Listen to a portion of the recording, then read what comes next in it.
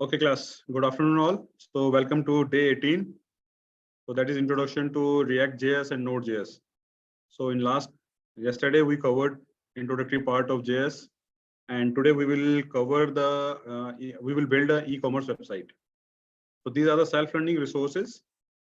And today I am going to cover a special topic that is coming the resource of the day, that is regarding LOR and cold emailing.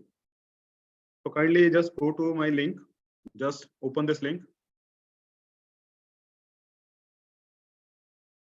So this is my homepage, psghana.com, and go to LOR.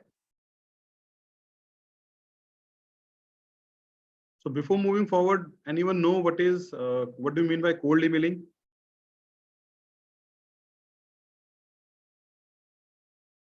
Class, yes, no? Okay, no issues. Let me explain. So now there is a tab with the name LOR. So this is a very good resource for you. It contains multiple resources. So very first is Telegram group. So this is a dedicated group for master students. So those who are willing to go for masters. So I created a Telegram group. It consists of nearly 500 plus students. Some is already gone, some are planning to go, and some already pass out. Okay, so this is a wonderful group of students, those who are interested in masters. Second part is cold emailing. So class, cold emailing is nothing but we need to shoot multiple emails to the professors, to the recruiter, to the any other reputed person for internships or job, these things. Okay, so just click on the link. Point number 3.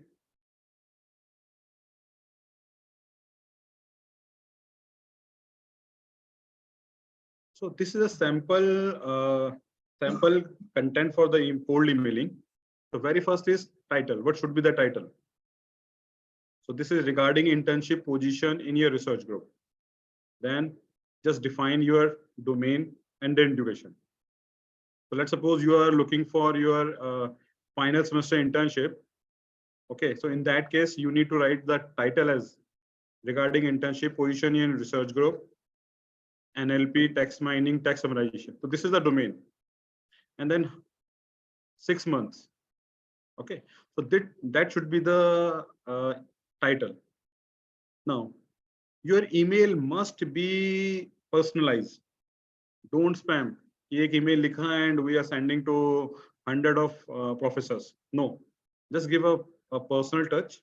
So like, professor, consider my application for the summary of internship position in research group in online mode. So most of you are already in 3rd year. Okay, so just spend 2-3 more months. Prepare your resume, prepare your GitHub link, build your Kaggle profile, and then you can start cold emailing. So now, so just currently, I am working as a research intern. Give you any faculty name on NLP. So this is 2nd line. And 3rd line, please find the cover letter and CV in the attachment. So these are the only 3 lines जो आपको लिखनी है. ठीक है, बहुत ज़्यादा बल्कि email अपने को नहीं बनानी है. Next, what is your area of research?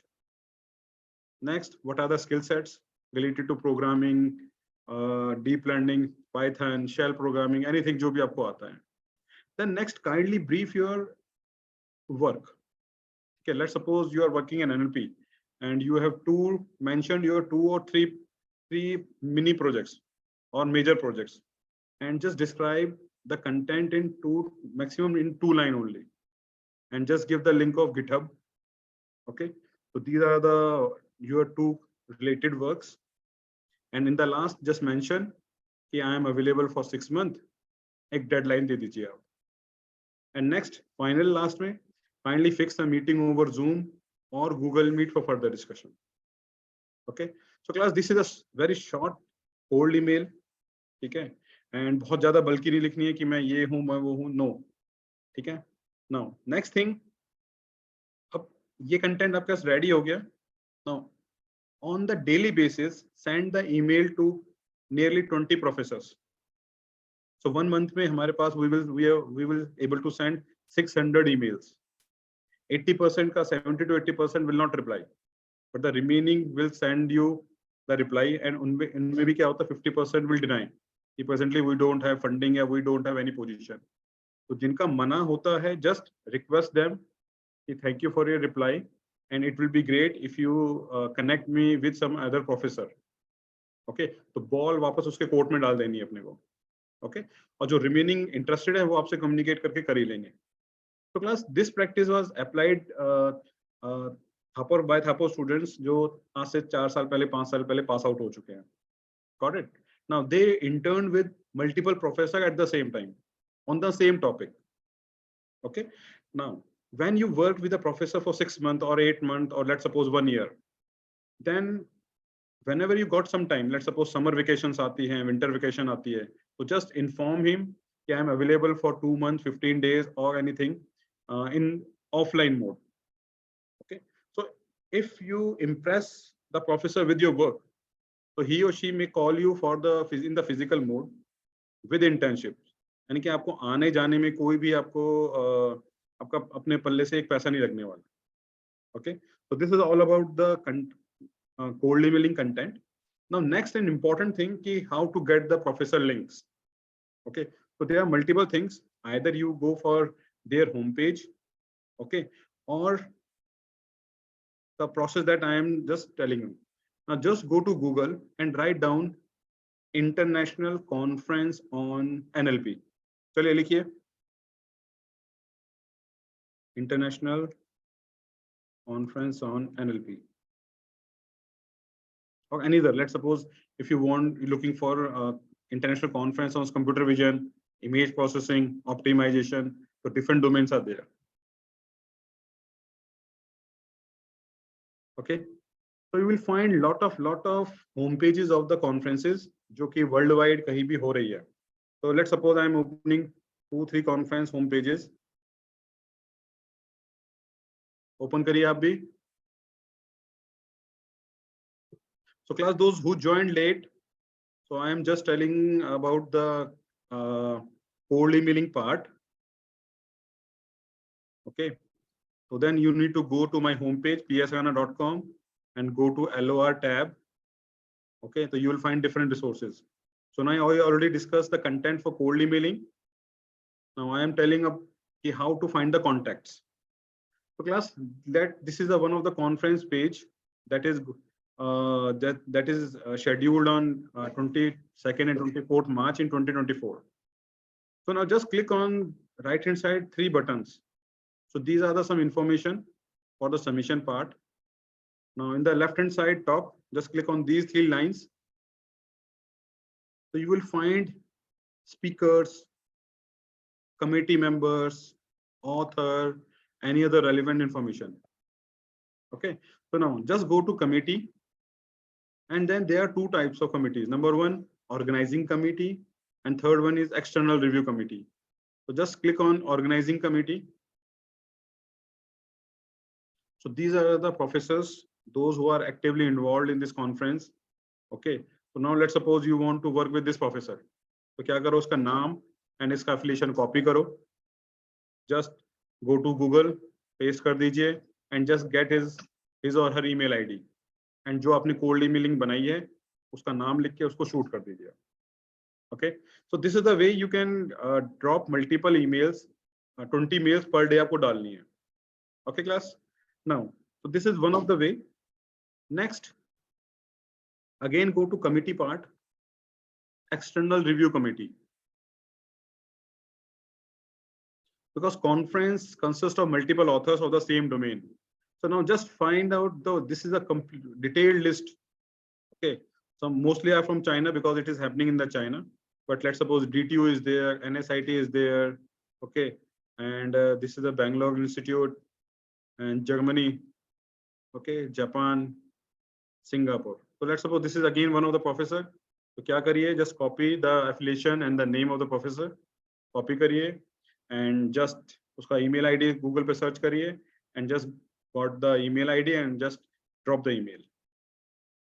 Okay, so this is the best way to get all the professor, those who are working in any domain at a single place. Otherwise क्या होगा कि आप multiple websites पे जाएंगे, multiple professors के link पे जाएंगे, domain पे जाएंगे, and then one करके time. So it is a time consuming. Okay. Now one more thing, whenever you are exploring the homepage of any professor, so just explore other professor also in the same domain. Okay. And उनको भी साथ के साथ email shoot कर दीजिए आप लोग. Now also drop an email to the postdoctorate and PhD students, because professor हो सकता है busy हो, but also drop the mail to professor, postdocs and PhD students. So let's suppose professor didn't get the time to explore your email, then हो सकता है कि PhD वाला या professor या postdoc वाला आपकी email को देखे and then वो professor से बात करके आपके लिए जुगाड़ कर ले कुछ. So this is the way you can easily get the email IDs. Now let's explore one another link of the conference. So this is the conference. So I think it is also already completed because 20th May 21st की जीवट में थी. But still, those conferences, those already completed. But the committee members, faculty members, expert talks, तो सारे उनकी list वहां पर है, वो भी हमारे लिए हेल्पफुल है. Now just explore and then program committee. So this is a wonderful resource. On the single page, we are able to find multiple authors, multiple professors. अब यहाँ से जो आपको पसंद आ रहा है, तो कॉपी करो, पेस्ट करो, just got the email ID and just drop the email. So class, this is a very important thing. So if you are able to think कि हाँ आपका प्रोफाइल अब स्ट्रॉन्ग हो गया है, now you are looking for internships. So अब ऐसा नहीं है कि इंटरनेशनल प्रोफेसर्स को ही डालो, आप IITs, NIT, IIIT और प्रोफेसर्स को भी डाल सकते हो आप.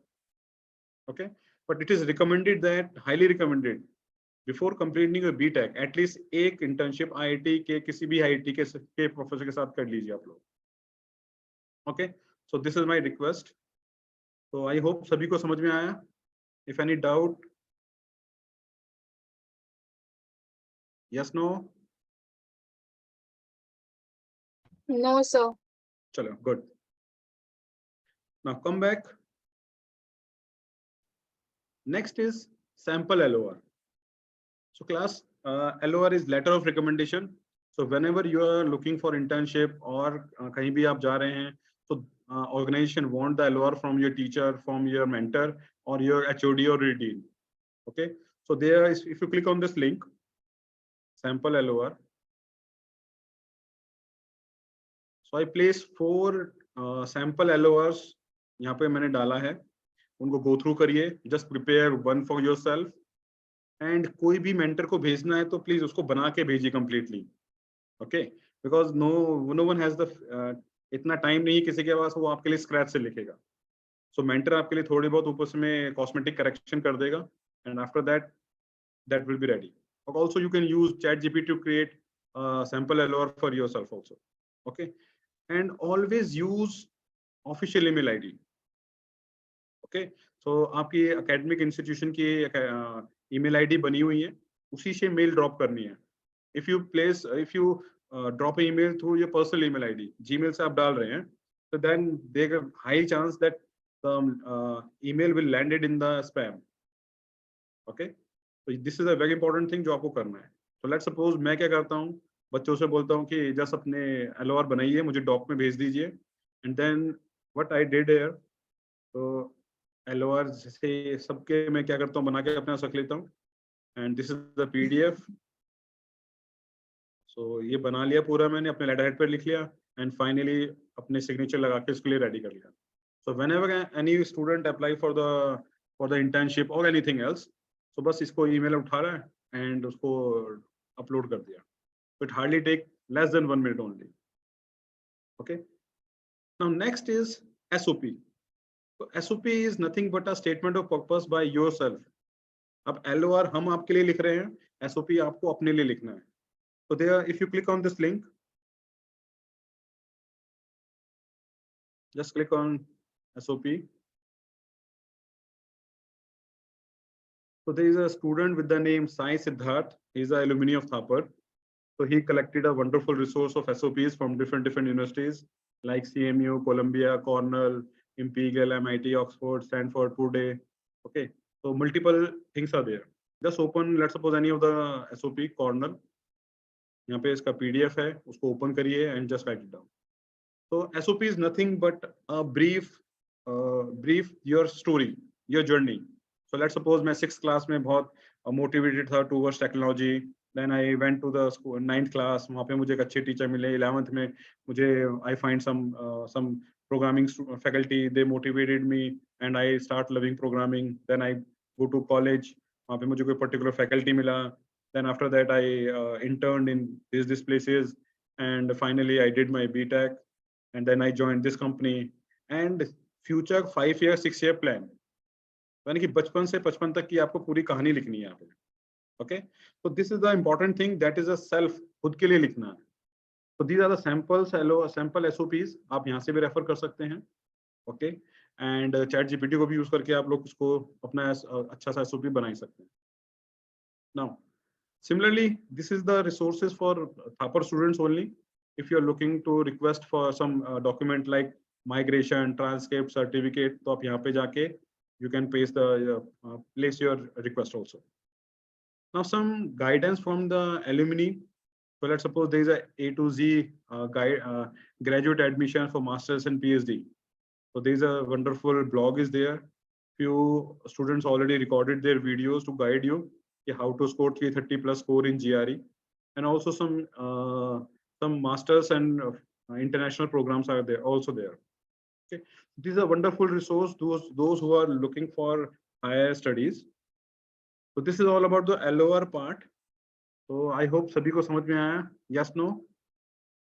Any issue, any doubt? No, sir. No doubt. Perfect. No, Now, one of the very important resource, classes ko dhyan se sunna. Just go to my home page. And point number 4, international scholarships. Okay, so let's suppose you are planning for masters and अपने पास funding नहीं है या कम है funding, ठीक है? So there are multiple international scholarships also there. Just click on this link.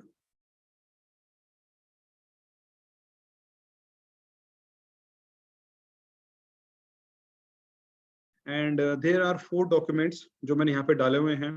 So there are long list of scholarships for masters, for PhD, for postdoctorate, for UG internships, 2 month programs are also listed over there. So I request all of you kindly go through these documents so that help you. So इनको go through करिए, note down their time कि कब application open होती है, कब close होती है, कैसे उसको लिखना है.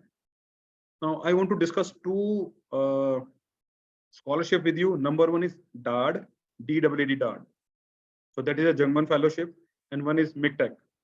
Okay, so these are the 2 fellowships. MICTEC is for Germany, and MICTEC is for Canada, and DAAD is for Germany. So from Thapar, this time 3 students are went for Canada through MICTEC fellowship, and 2 gone for Germany. So now, if you got selected for this fellowship, this is a 12-week program, and everything will be covered by the Canadian and German government. Aana, jana, rehna, khana, pina, sab. Okay, so that is a wonderful scholarship for you. तो उसको थोड़ा explore करिए कि कैसे उसमें selection करना है, how to write the research proposals, and just contact those students who already went for this fellowship. तो वो आपके लिए helpful रहेगा. So class, that's why I am just requesting you kindly give your 100% to your GitHub profile and also make submissions in Kaggle, because ये अपने आप में self explanatory है कि आपको कुछ आता जाता है.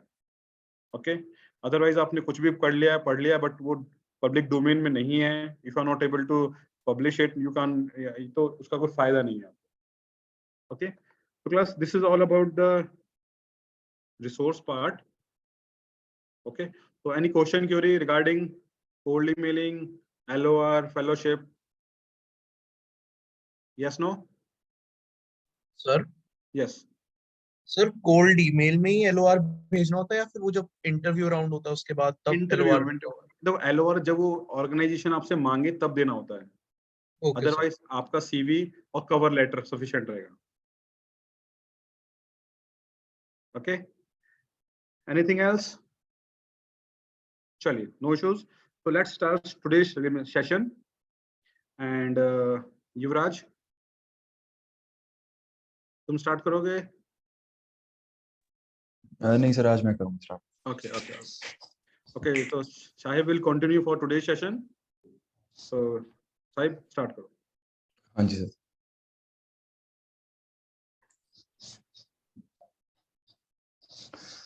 ये बता दो अगर किसी को कल में कोई डाउट है, कल वाले जो पढ़ाया था रिएक्ट में, अभी प्रॉप्स में, कंपोनेंट्स में, कुछ इंस्टॉलेशन।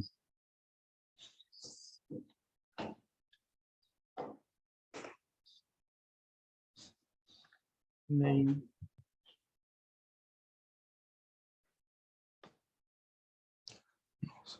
ओके, बाकियों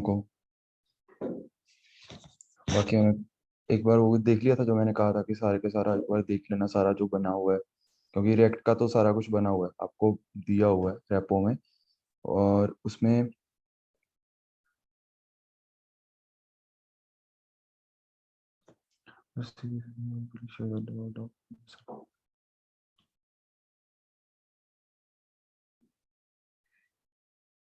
okay Anand, I will share that. Okay, आपने किस ने देखा था उसका रिएक्ट वाला पूरा प्रोजेक्ट, कि उसमें और क्या चीजें यूज हुई हैं? कोई बताएगा? जहाँ ऐसे बता दो क्या चीज रहती है अभी रिएक्ट में जो कवर होनी चाहिए।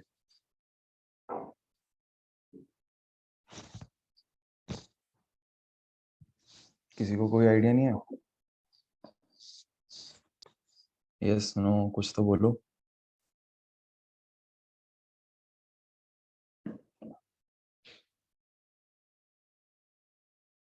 हुक्स, ओके, और कुछ?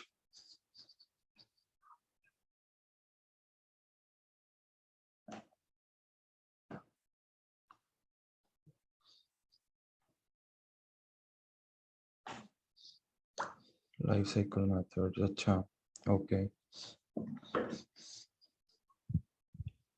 Integrating payment gateway, okay.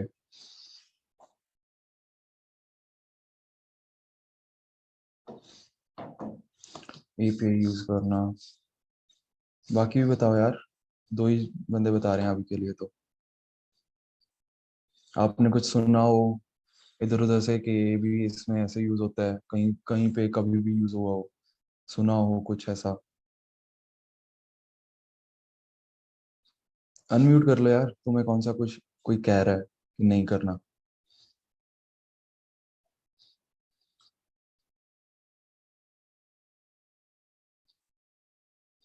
Products page, about page was interesting, looking forward to cart and placing order. Okay.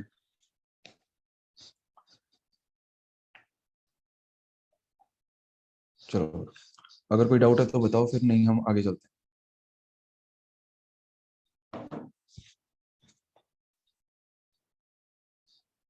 नहीं, चलो।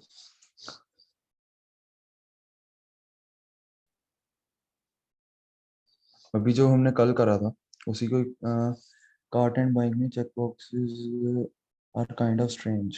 कार्ट एंड बाइंग टिक नहीं होते, okay. Integrating orders on both seller and buyer side, okay. ये रात को doubt है कि क्या है? एंड ऑल्सो अश्मी, मैं समझ नहीं पाया आपने क्या कहा है अभी। आप भैया डिप्लॉयड, जब वो हाँ जी, वेबसाइट खोलते हैं ई कॉमर्स वाली, तो हाँ उसके जी, अंदर कार्ट पे चेक बॉक्सेस तो बने हुए हैं कि आपको कौन सा प्रोडक्ट सिलेक्ट करना है, बट वो टिक नहीं हो रहा। ओके।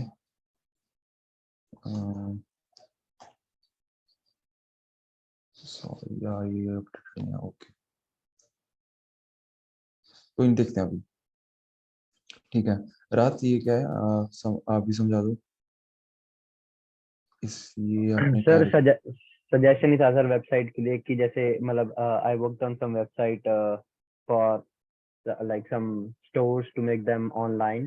तो उसमें जैसे कि था कि जब भी कोई पर्सन ऑर्डर करेगा किसी चीज को, so the हाँ जी, both the person who orders and the seller, they both will get an email, and we okay, can like एक चीज और मुझे उसमें अच्छी लगी थी कि वी कैन आई लाइक उसमें हर चीज के स्टेप्स थे। तो जैसे ऑर्डर एक्सेप्टेंस का एक स्टेप था, और अगर जैसे हमारे पास सपोज प्रोडक्ट अवेलेबल नहीं है तो हम ऑर्डर डिक्लाइन कर देते हैं। तो अगर ऑर्डर एक्सेप्ट करते हैं तो वो ऑर्डर पैकेजिंग का नेक्स्ट स्टेप था कि ऑर्डर आपका पैक हो चुका है, तो उसकी अलग ईमेल जाती है। और थर्ड ईमेल जाती है कि आपका जो ऑर्डर है वो out for delivery, and then last one is that you like got your order, it was delivered. So it is all based on emails, and it helps to like make integrity between the buyer and the seller. I mean it was good to मतलब मुझे अच्छा लगा था because वो थोड़ा सा एक तो मतलब प्रूफ हो जाता है हर चीज का कि हाँ आपका ऑर्डर ऐसे ऐसे गया था। ठीक है, सही है, कर सकते हैं ये, बट ये बैक एंड पे है। ठीक है, इसमें हम फ्रंट एंड में ऐसा कुछ नहीं कर सकते। और ये हाँ बैक जी, एंड का था, मतलब मुझे आइडिया था नहीं बिकॉज ये कैसे होना है, बट मुझे अच्छा लगा था कि हो सकता है। ठीक है। और उसके बाद आज हम करेंगे हुक्स करेंगे आज, ठीक है। इंटीग्रेटिंग पेमेंट गेटवे, ये एक बिल्कुल ही अलग टॉपिक है, ठीक है। पेमेंट गेटवे कैसे इंटीग्रेट करने हैं, कौन सा पेमेंट गेटवे बेस्ट है, वो सब कुछ वो अलग है, ठीक है। उसमें अगर आपको बैकएंड आता है, जो हम कल करेंगे, कल से स्टार्ट करेंगे, और आपको फ्रंट एंड आता है, तो आप इजीली उनकी डॉक्यूमेंटेशन पढ़कर वो कर सकते हो, ठीक है। उसके बाद है एपीआई यूज करना। एपीआई देखो हम कल बनाएंगे, तो उसके बाद हम इसे यूज करेंगे। बाकी अभी वहीं पे भी अपने वेब पे भी या वेबसाइट्स में काफ़ी फ्री हमें एपीआईज मिलती हैं, जो जिसका हम अपनी रिएक्ट में यूज़ कर सकते हैं, जहाँ बेसिकली हम इसमें कर सकते हैं अपने ई कॉमर्स में। जैसे एक है फेक स्टोर एपीआई, चेक कर लेना क्या है, और कुछ पता लगेगा कि अभी हमने क्या करा है और उसमें क्या है, ठीक है। और उसके बाद था कि कार्ट एंड बाइंग, ठीक है, ओके। ये वाला जो integrating orders on both seller and buyer side, इसमें था कि जो राहत ने बताया कि कोई नोटिफिकेशन नोटिफाई करना है सेलर और बायर को कि हाँ ऐसे ऐसे काम चल रहा है, जो ऑपरेशंस हो रहे हैं। Storage engine all are at backend, हाँ जी। स्टोरेज होती है, जो अपना डेटाबेस होता है, वो सारा कुछ बैकएंड से होता है, ठीक है। और बाकी बैकएंड पे हमारी एपीआईज होंगी, जो डेटाबेस को हमारे डेटाबेस से बताएंगे कि नहीं, कैसे आपकी कैसे क्या वॉइस करता क्रैक कर रही है। है। ओके, अभी सही है, हाँ जी। ठीक है।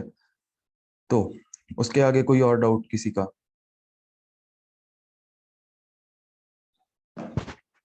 चलो ठीक है, आगे चलते हैं। जो कल हमने करा था, कल हमारा था कि हमने अबाउट पेज तक कर लिया था, और कांटेक्ट वाला पेज रहता था। और कल मैंने ये भी कहा था कि अब जो प्रोडक्ट वाला पेज है वो देखना। किसी ने देखा था उसमें क्या था?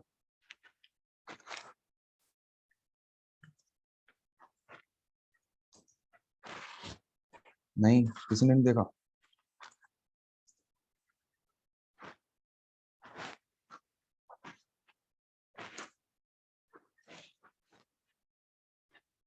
अगर किसी ने कुछ देखा है उसमें क्या था तो बताओ, अगर नहीं देखा तो देखना चाहिए था तुम्हें।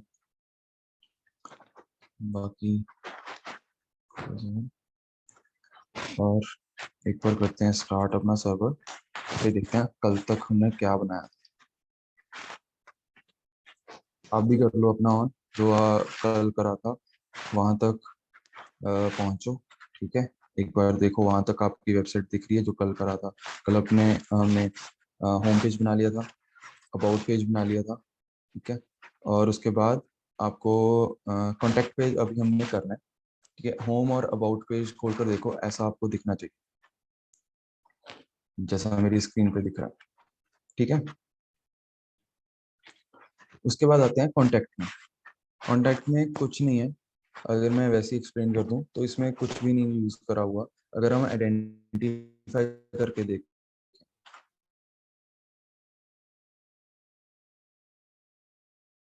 करेगा आइडेंटिफाई इसमें क्या क्या यूज हुआ होगा, मैं क्या यूज करा होगा, ये क्या होगा, और उसके बाद क्या है ये।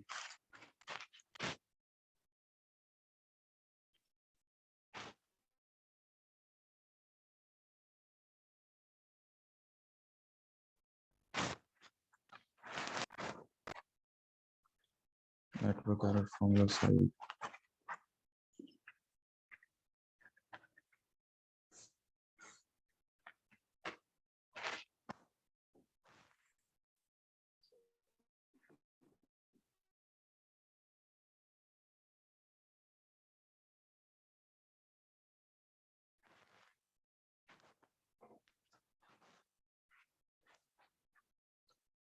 तो अभी आ रही है आवाज? नो, ओके, ठीक है। अभी देखते हैं। मैं ये कह रहा था कि अभी हमने एक बनाना है कॉन्टैक्ट पेज। तो कॉन्टैक्ट पेज में कोई आइडेंटिफाई कर सकता है इसमें क्या क्या चीजें हमने यूज करी? यार बोल कर बता दो यार, ऐसे नहीं, सभी को पता लगना चाहिए कि क्या हो रहा है।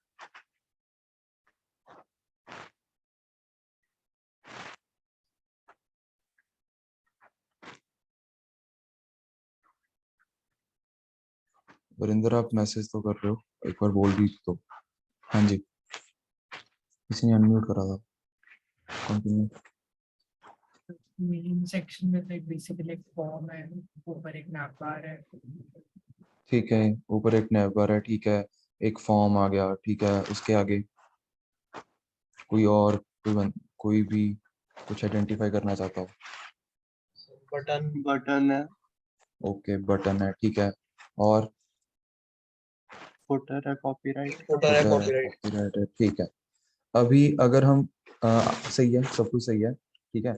अभी हम अगर इसकी बात करें, जो अभी आपको स्क्रीन पे दिख रहा है, तो इसमें आइडेंटिफाई करोगे इसमें क्या क्या यूज किया होगा?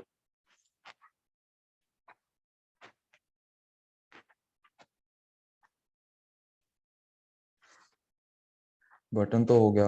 अभी आपने इसे एक फॉर्म कहा था कि ये एक फॉर्म है, तो फॉर्म के अंदर क्या क्या यूज हुआ होगा? पहले एक लेबल है, उसके बाद एक इनपुट है। ओके, ठीक है। नेम में मान लिया नेम एक लेबल है, और एंटर योर नेम ये वाला जो बॉक्स दिख रहा है ये एक इनपुट है, ठीक है। ईमेल में भी ऐसे ही है कि ये एक लेबल है और ये वाला एक प्लेस होल्डर है। और उसके अंदर प्लेस होल्डर है एक इनपुट बॉक्स के अंदर, ठीक है। कोई ये चीज बता सकता है ये क्या है? ये भी इनपुट है क्या? ये सर या ये टेक्स्ट एरिया है। ओके, ये टेक्स्ट एरिया, ठीक है। किस किस को पता है टेक्स्ट एरिया के बारे में? हैंड रेज कर दो, किसने पढ़ा है, सुना है इसके बारे में?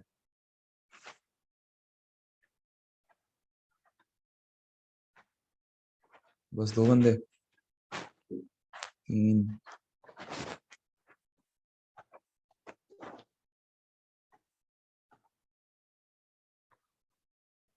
चलो ठीक है, बना लोगे ये पेज?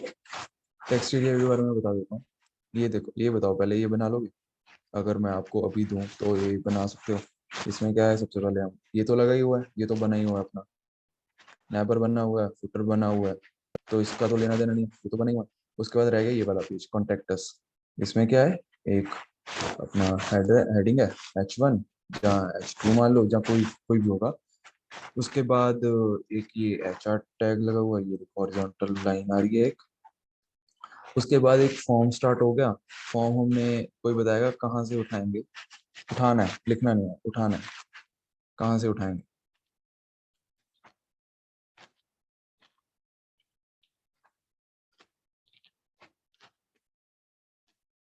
Bootstrap, nice. हाँ, बूटस्ट्रैप आपको बताया हुआ है, बूटस्ट्रैप से उठाएंगे, ठीक है। कोड नहीं करना हमने, सिर्फ एडिट करना है उसे, इसीलिए हमने बूटस्ट्रैप का इसमें यूज करता है, ठीक है। ये बन जाएगा।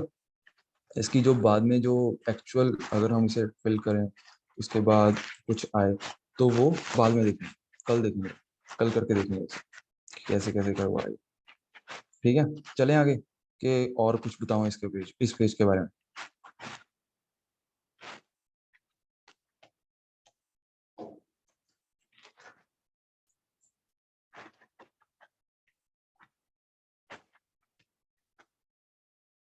टेक्स्ट एरिया में बताता हूँ, और बाकी बताओ अगर कुछ और इसमें कुछ और चाहिए मेरे तरफ से।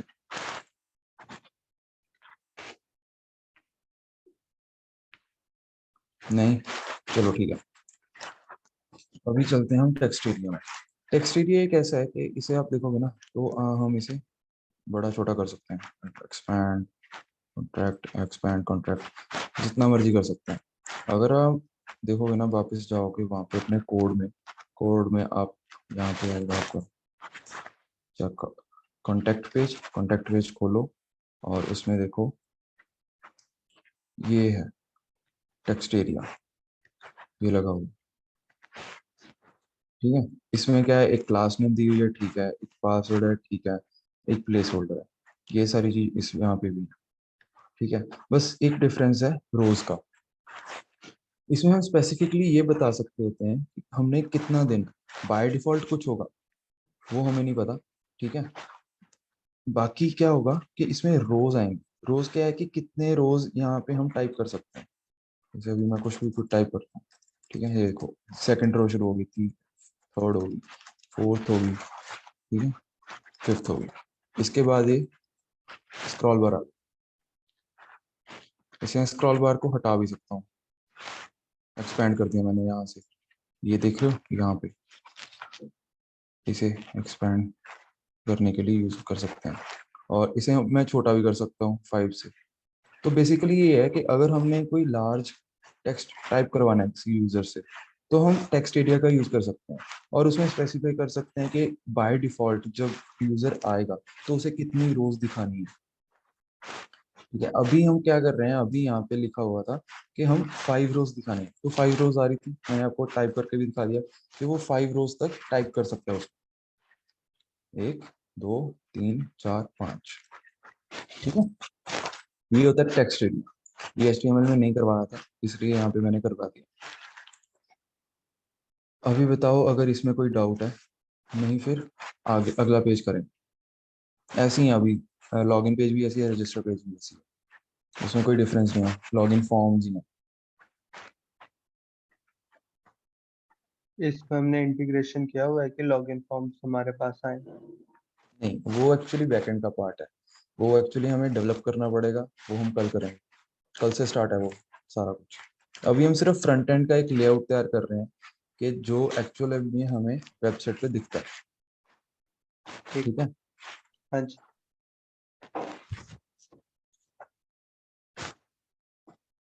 नहीं है कोई डाउट, चलें आगे, लॉगिन पेज बनाए फिर।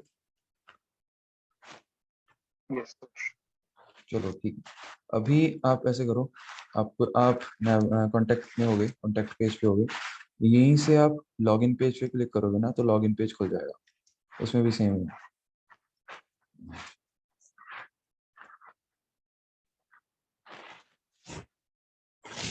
ठीक है। इसमें क्या है, जैसे एक H1 एक हेडिंग दी हुई है, फिर उसके बाद एक फॉर्म है, और अगर फिर वो न्यू यूजर है तो रजिस्टर करेगा, अगर नहीं है तो लॉगिन कर लेगा। ये भी सेम ही है। यहाँ ये इसका फॉर्म कहाँ से उठाएंगे, हम बूटस्ट्रैप से उठाएंगे। कॉपी करना है, पेस्ट करना है, और उसके बाद अपना एडिट करना है, बस हो गया काम, लॉगिन पेज बनता है। कंफर्म पासवर्ड कैसे बनेगा, कंफर्म पासवर्ड कर लो यार, वो नेक्स्ट में आएगा, रजिस्टर में आएगा ना, यहाँ पे कंफर्म पासवर्ड नहीं करवाते। लॉगिन फॉर्म में अगर आप देखोगे ना तो कंफर्म पासवर्ड नहीं है, तो देखते हैं अभी कैसे आएगा। सर लाइक अगर फॉरगेट पासवर्ड वाला ऑप्शन भी डालना है। फॉरगेट पासवर्ड वाला भी डाल सकते हैं, उसका अलग पेज बनेगा। आई एम एंटर रजिस्ट्रेशन में देखते हैं, अभी कश्मीर देखते हैं। आयुष इसमें ऐसे है कि हम कर सकते हैं, हमारा कुछ नहीं है, हम यहाँ पे डाल सकते हैं सिर्फ फॉरगेट पासवर्ड, वहाँ पे क्लिक करेगा यूजर और एक फॉरगेट पासवर्ड वाले पेज पे चला जाएगा, रीडायरेक्ट कर देगा, और उसके बाद ओके वहाँ पे जो भी फंक्शनलिटी होगी वो हम इम्प्लीमेंट कर सकते हैं, ठीक है। Yes sir. ओके, उसके बाद लॉगिन पेज में कोई दिक्कत, आगे चलें।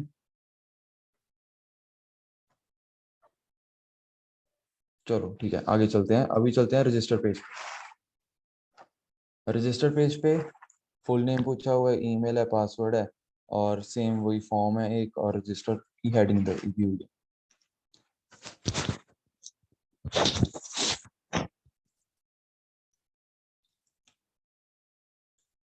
ठीक है, इस यहाँ पे हमने एक और दिया हुआ है, अगर यूजर का एक और लॉग अपने एक अकाउंट बना हुआ है तो लॉगिन कर ले, अगर नहीं बना हुआ तो रजिस्टर कर लेगा, ठीक है। इसमें कोई डाउट, अभी इसमें एक था कंफर्म पासवर्ड वाला, कंफर्म पासवर्ड वाला अभी देखते हैं, अभी बना लेते हैं।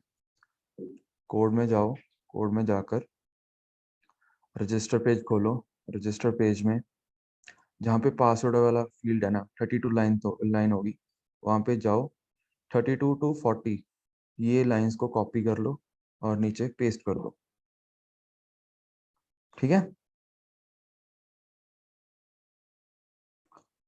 उसके बाद क्या करना है, लेबल में पासवर्ड की जगह पे कंफर्म पासवर्ड कर दो, चाहे पासवर्ड कंफर्म ऐड कर दो बस पासवर्ड की तरफ सामने उसके आगे।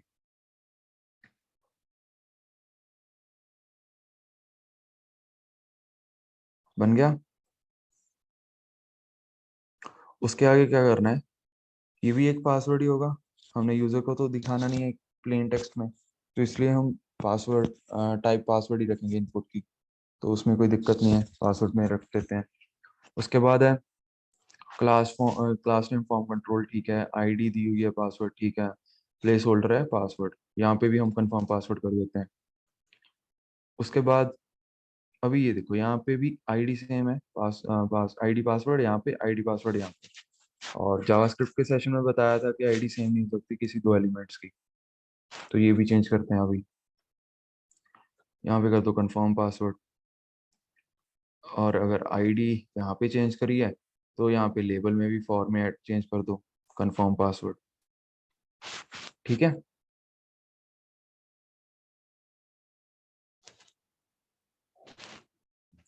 Yes plus okay. तो उसमें तो ऐसा नहीं होना चाहिए कि अगर पासवर्ड सेम ना हो तो एरर है। वो देखते हैं अभी, वो कर देते हैं, ओके। ठीक है। ये मेरा वैसे किसी और वेबसाइट की टेस्टिंग के टाइम से आ रहा है, तो ये इग्नोर करो, ये क्यों मेरे आ रहा है, ये ऑटो फिल है अपने गूगल क्रोम का, तो उसे इग्नोर करो। और यहाँ पे देखोगे ना तो कंफर्म पासवर्ड का एक फील्ड आ गया, ठीक है, बन गया। जिसका नहीं बना, कोई दिक्कत आ गई तो बताओ।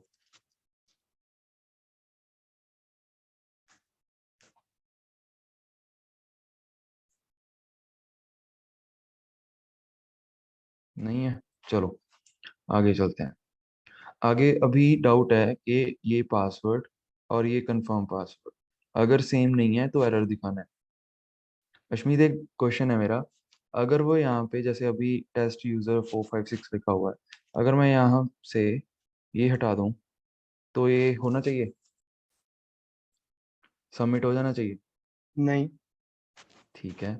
और ये हटा दूं तो वो भी नहीं, ठीक है, क्यों? क्योंकि ईमेल का फॉर्मेट ही नहीं है। ठीक है, तो हमें वैलिडेट करना पड़ेगा, ठीक है। यहाँ पे हमें इस फॉर्म पे या किसी भी फॉर्म पे वैलिडेशन लगती है, ठीक है। वो वैलिडेशन हम फ्रंट एंड पे भी लगा सकते हैं, वो वैलिडेशन हम बैक एंड पे भी लगा सकते हैं, ठीक है। वैलिडेशन के लिए एक तो होता है कि सारे का सारा कोड खुद ही लिख दो, दूसरा होता है कि हम वो कर लें, किसी एक लाइब्रेरी का जो वैलिडेशन प्रोवाइड कर दे, जो वैलिडेशन में हमारी हेल्प कर दे, उसका यूज कर लें। तो ये वाली जो बात है ना वैलिडेशन वाली, ये हम तब देखेंगे जब हम इंटीग्रेट कर रहे होंगे बैक एंड और फ्रंट एंड, ठीक है। अगर मैं यहाँ पे करवा दूंगा तो ऐसे होगा कि आपको समझ नहीं आएगा कि हो क्या गया। अगर डेटा तो चला जाएगा, डेटा तो अभी भी जा रहा होगा, डेटा तब भी चला जाएगा, बट जब बैकएंड से रिस्पांस गलत आएगा ना तो हम देखेंगे, ठीक है। ठीक है। वैलिडेशन हम इंटीग्रेशन के टाइम जो है मंडे, नेक्स्ट मंडे जो आ रहा है अभी, कमिंग मंडे, उस दिन देखेंगे कि इंटीग्रेशन में हम बैकएंड और फ्रंट एंड कैसे इंटीग्रेट करके अपनी वेबसाइट को फुल फ्लैज कैसे चला सकें, ठीक है ठीक है। ओके, चलें फिर आगे, किसी और का कोई डाउट हो। सर जैसे हम मोस्टली वेबसाइट्स पे आता है कि password too short and too warning आती है, वो भी हम फ्रंट एंड में देंगे। कौन सी वार्निंग आती है? Like password is too short या ऐसे कुछ ओके, ऐसे। हाँ वो वैलिडेशन है। अभी यहाँ पे ओके। कुछ भी नहीं कर सकते हम, अभी यहाँ पे मैं सिर्फ ओके। एक, अभी HTML में हम एक वैलिडेशन लगा सकते हैं, वो है रिक्वायर्ड की, कि ये वाला फील्ड रिक्वायर्ड, बस। और बाकी होते हैं नंबर की, नंबर में भी लग जाती है, वो खुद देखना, जो टाइप नंबर होती है ना इनपुट बॉक्स की, जो टाइप नंबर है उसमें भी वैलिडेशन लग जाती है, मैक्स और मिन करके। हिंट दे दिया, बाकी आप बाद में देख लेना खुद से। किसी और का कोई और डाउट? ये सारी चीजें यार वैलिडेशन में करेंगे, वैलिडेशन हम इंटीग्रेशन में करेंगे जब इंटीग्रेट कर रहे हो।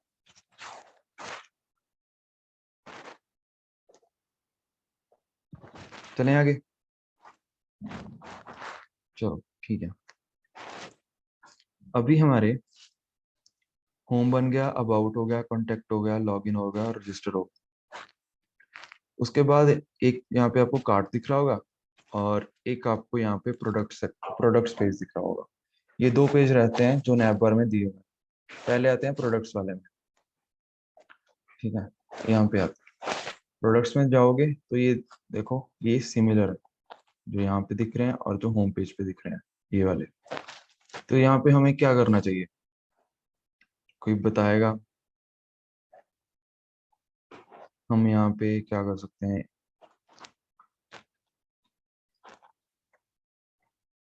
कैटेगरीज लगा सकते हैं। नहीं, वो तो हो गया।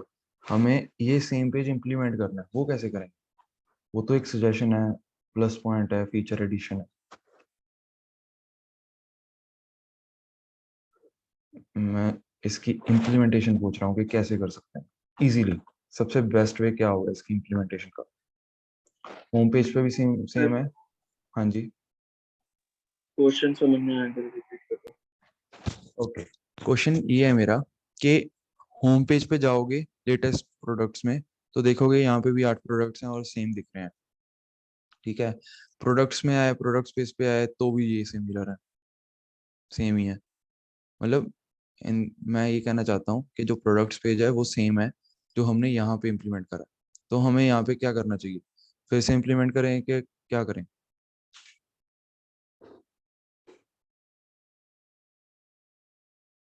अभी आ गया समझ क्या कह रहा हूँ?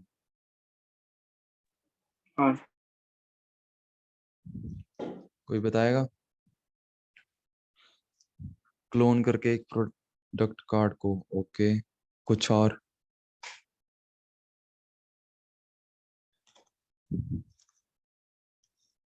कुछ नहीं आ रहा किसी और के दिमाग में?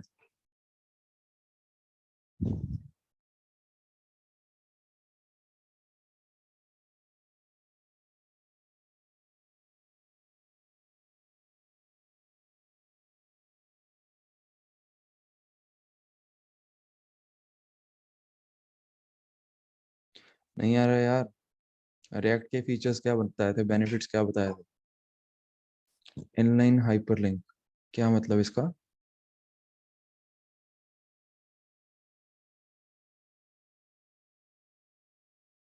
Reuse code, okay. कुछ और?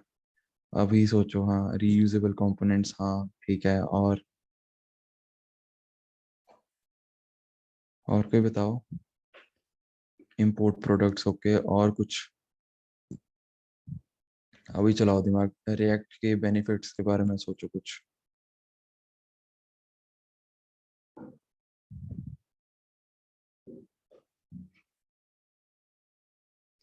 तीन का ही आया है, तीन के दिमाग में ही आ रहा है कुछ बाकी? डेटा फेच करके फ्रॉम फिक्स प्रोडक्ट एपीआई, नहीं। वो हमने यहाँ पे कहाँ पे इम्प्लीमेंट करा? होम पे हमारा खुद का डेटा था, वो डेटा ऑब्जेक्ट एरे, याद है कल करवाया था, इंपोर्ट करवाया था वो सब कुछ। फिक्स्ड फेक प्रोडक्ट एपीआई आप इम्प्लीमेंट कर सकते हो, मैं नहीं करवाऊंगा, वो देख लेना खुद से।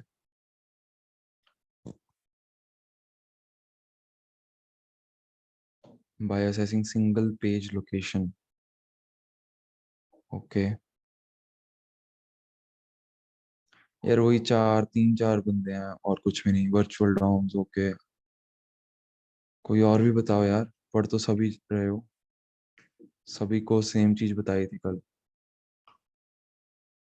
रिएक्ट के benefits, same component can be used on different places, okay. import nav product footer from components, okay।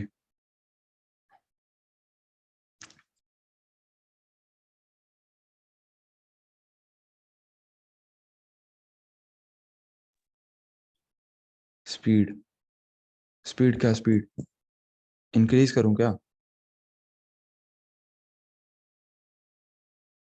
कि स्लो है? सॉरी, स्लो करूं प्लीज।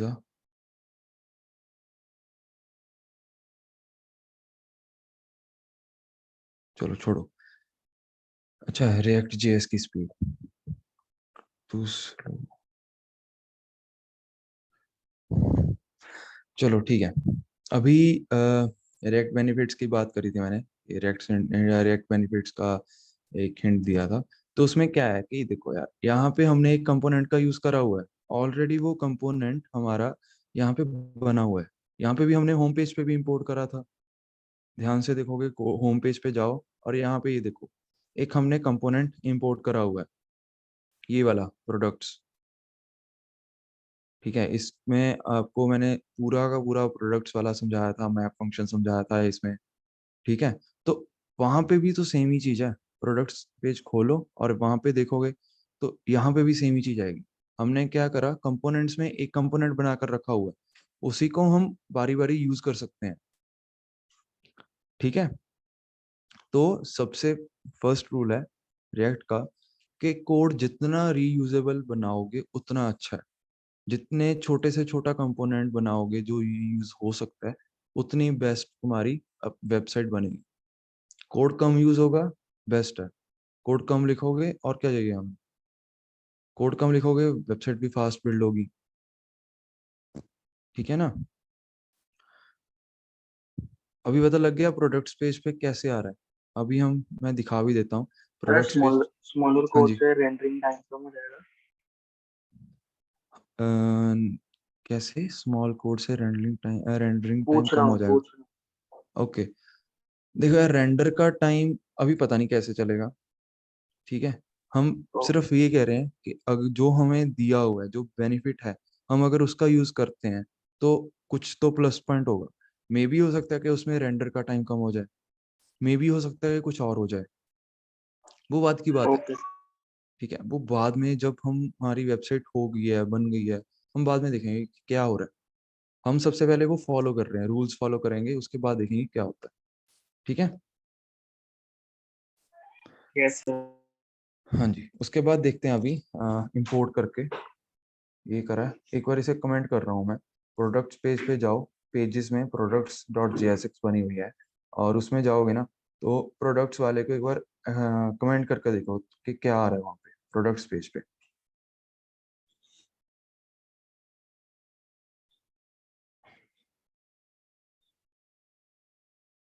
देखोगे ना वहाँ पे सिर्फ नैवबार और फुटर आएगा, बाकी जो बीच वाला कंटेंट है जो आपको वो दिख रहे थे सारे के सारे प्रोडक्ट्स, वो नहीं दिखेंगे अब।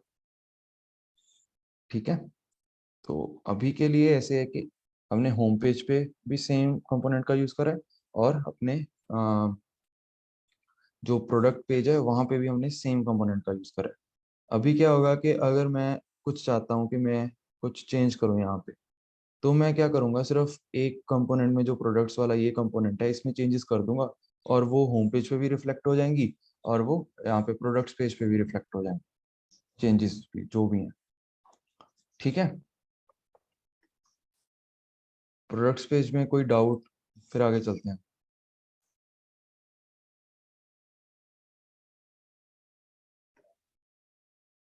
नहीं है, चलें आगे।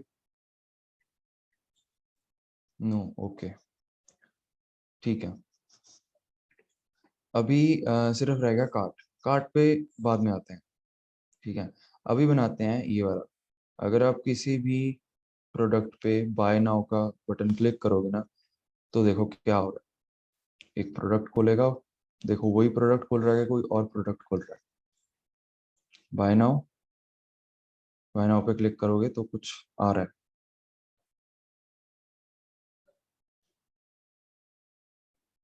पिक चेंज हो रही है। पिक चेंज हो रही है? हाँ जी, कौन से प्रोडक्ट में पिक चेंज हुई है? बैग की जो आपने खोला था। बैग? अच्छा, वो एक्सपैंड हो रही है यार, देखोगे ना वो एक्सपैंड हुई है ऐसे। ठीक है। ये देखो यहाँ पे भी वही वो है, बैग है, और यहाँ पे भी वही बैग है, बस वो एक्सपैंड होगी यहाँ पे, बस ये डिफरेंस है। ठीक है, प्रोडक्ट्स पेज पे आएंगे, देखते हैं वहाँ पे क्या हुआ। यहाँ पे पेजेस में ना आपको प्रोडक्ट डॉट जेएसएक्स दिख रही होगी, वो खोलो, और उसमें अभी देखते हैं क्या हुआ होगा, यहाँ पे क्या है। यहाँ पे आपका कंसेप्ट आएगा फुटर्स उसका हुक्स का, रिएक्ट हुक्स। रिएक्ट हुक्स क्या होती हैं, कैसे यूज करते हैं उसे, क्या क्या क्या क्या करते हैं, कौन सी रिएक्ट हुक क्या करती है। ठीक है, पहले पहुंच जाओ प्रोडक्ट पेज पे, उसके बाद मैं एक्सप्लेन करता हूँ। जब पहुंच जाओगे ना तो हैंड रेज कर देना।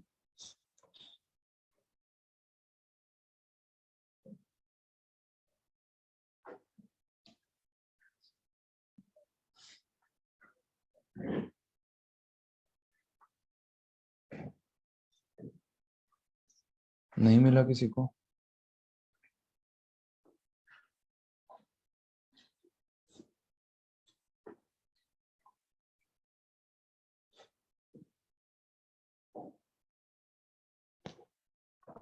तीन बंदे पहुंचे हैं, बाकी मैं स्लो इसलिए करवा रहा हूँ ताकि आप भी साथ साथ देखो कि क्या क्या हो रहा है, आप भी कोड में जाकर देखो। हाँ 8 ओके।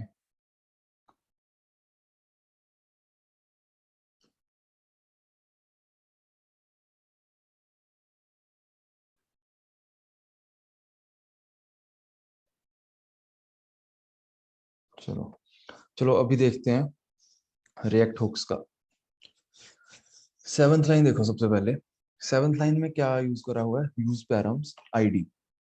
ठीक है, ये क्या हो रहा है कि यहाँ पे ना जो ये आईडी है, ये वाली आईडी में ये चीज आ रही है, जो प्रोडक्ट के बाद 1 आ रहा है ना, 1 लिखा हुआ है। मेरी स्क्रीन पे देखोगे तो वहां पे प्रोडक्ट नंबर 1 खोला है, उसकी आईडी 1 है, तो ये वाली आईडी को हम ऐसे असेस कर रहे हैं। ठीक है, ये एक अलग टॉपिक है, ये आता है रिएक्ट राउटर में कि वो कैसे बनता है। हम अभी इस पे नहीं फोकस करेंगे, बस मान लिया कि आ गया ये चीज से हम, ये आईडी से हम ये वाली चीज 1 ये ले रहे हैं, बस इतना समझ लो अभी के लिए। ठीक है, उसके आगे चलते हैं। यहाँ पे यूज करा हुआ है डिस्ट्रक्चरिंग। याद है डिस्ट्रक्चरिंग क्या होती है? बता दो कोई यार, अब तो 2-3 बार बता चुका हूँ मैं।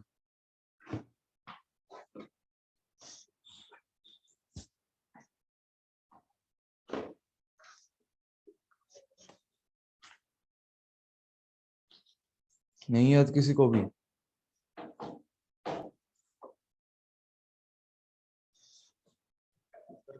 कोड को क्लियर नया करना था। वेरिएबल बनाना। रिपीट करोगे यार? ओके, सेपरेटली कॉल कर सकते हैं, ठीक है। आयुष, आप कुछ बोल रहे थे कि सर इश्नो हाँ, में आप? ये बोल रहा था हाँ कोई जी। नया वैल्यू, कोई नया वेरिएबल बनाना, पुराने एरे या ऑब्जेक्ट से वैल्यू चेक। ओके ठीक है, इश्नो में आप कुछ कह रहे थे? वही सर की वही अब कोड को प्रेसाइज कर देगा। ठीक है ठीक है, तो डिस्ट्रक्चरिंग आती है। ठीक है, इसमें अभी आते हैं यूज स्टेट पे। Exact value from array to new variable, unboxing values from array. Nice, ठीक है। अभी आते हैं यूज स्टेट पे। यूज स्टेट क्या करता है कि अगर हमने अपनी वेबसाइट में किसी चीज की स्टेट डिफाइन करनी है, जैसे स्टेट क्या होती है, वाटर की 3 स्टेट्स होती हैं हमें पता है, वो स्टैटिक रहती हैं। हम एक स्टेट से दूसरी स्टेट तक जा सकते हैं और एक स्टेट से अगली तक जा सकते हैं। ठीक है, ऐसी है रिएक्ट में। रिएक्ट में हम क्या कर रहे हैं कि रिएक्ट में हमने कोई एक चीज को स्टैटिक रखना है, वो चेंज नहीं करनी। चेंज कर सकते हैं बट ऐसे है कि वो स्टोर रहनी चाहिए वहां पे, और जो चेंज करने का तरीका है वो इजीली हो जाए, इजीली वो चेंज हो सके। ठीक है, तो इसके लिए हम क्या करते हैं, इसे, इसका ये सिंटेक्स है यूज स्टेट का। इसमें हम यहाँ पे जरूरी नहीं है कि हमें एरे ही चाहिए, हम यहाँ पे एक ऑब्जेक्ट भी बना सकते हैं, इसे खाली भी छोड़ सकते हैं, यहाँ पे अनडिफाइंड भी लिख सकते हैं। ठीक है, ऐसे ये डिपेंड करता है हमारी स्टेट पे, क्या क्या हम डिक्लेयर क्या करना चाहते हैं, स्टेट में स्टोर क्या करना चाहते हैं। ऐसे भी नहीं है कि एक कंपोनेंट में हम जहाँ एक अपने रिएक्ट पेज में एक ही स्टेट का यूज करें, नहीं, हम मल्टीपल स्टेट्स का भी यूज कर सकते हैं जितनी हमें जरूरत है। ठीक है, तो मैं फिर से रिपीट कर देता हूँ। यूज स्टेट इसके लिए यूज होता है कि जो हमारा रिएक्ट है, रिएक्ट का एक कंपोनेंट है, उसमें एक स्टेट को डिक्लेयर करें, और वो अगर हमने डिक्लेयर कर दी है तो उसके बाद उसे चेंज कर सकें, इजीली चेंज कर सकें। ठीक है, यहाँ तक सही है, समझ आ गया?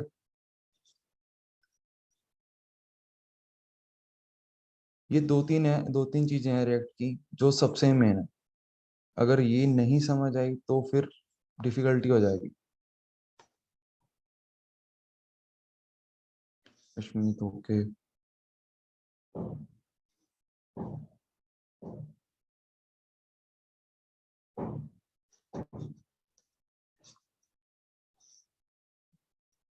फिर से रिपीट करूं वो बता दो, कुछ तो बताओ, ऐसे तो कुछ भी नहीं होगा।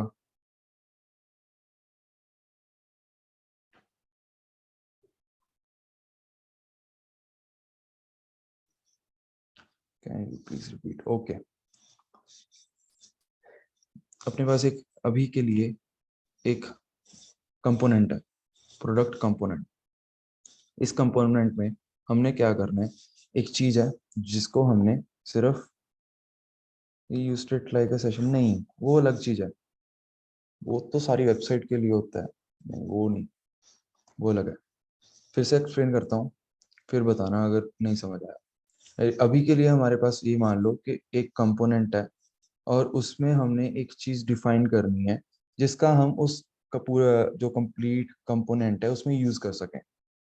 ठीक है, और यूज भी ऐसे करना है कि उसे हम बारी बारी अगर हमें जरूरत है तो हम उसे चेंज कर सकते कर सकें इजीली। ठीक है, जैसे इस पर्टिकुलर जो कंपोनेंट है इसकी बात करते हैं। यहाँ पे क्या हो रहा है कि हमने एक प्रोडक्ट का स्टोर करना है, एक प्रोडक्ट की हमने एक स्टेट बना दी और उसे हम उसमें स्टोर करना है। ठीक है, इसके लिए मैंने क्या करा, इसमें मैंने एक स्टेट बना दी, इसकी एक प्रोडक्ट की एक स्टेट बना दी। इसे क्या है कि इसे मैंने चेंज तो करना नहीं है ऐसे कि ऐसे ही मैं चेंज कर रहा हूँ बैठा, नहीं, हमने बना दी। ठीक है, हम चेंज कर सकते हैं। ठीक है, उसके बाद स्टेट बन गई है अभी, और अभी वो हमने उसका यूज करना है। तो वो सेम है, जैसे अभी जो भी डेटा होगा ना वो यहाँ पे स्टोर होगा प्रोडक्ट में। ठीक है, प्रोडक्ट एक वेरिएबल है जिसमें सारे का सारा डेटा स्टोर होगा। यूज जो स्टेट है उसका, जो सेट प्रोडक्ट है वो यूज होता है उस स्टेट को सेट करने में, उस डेटा को उस वेरिएबल में सेट करने के लिए। ठीक है,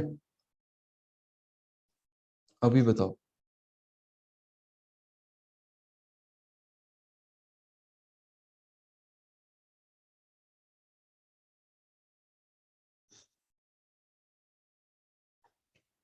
अंडरस्टूड सर, ओके। बाकी किसी को क्लियर है? सभी को? चलें आगे।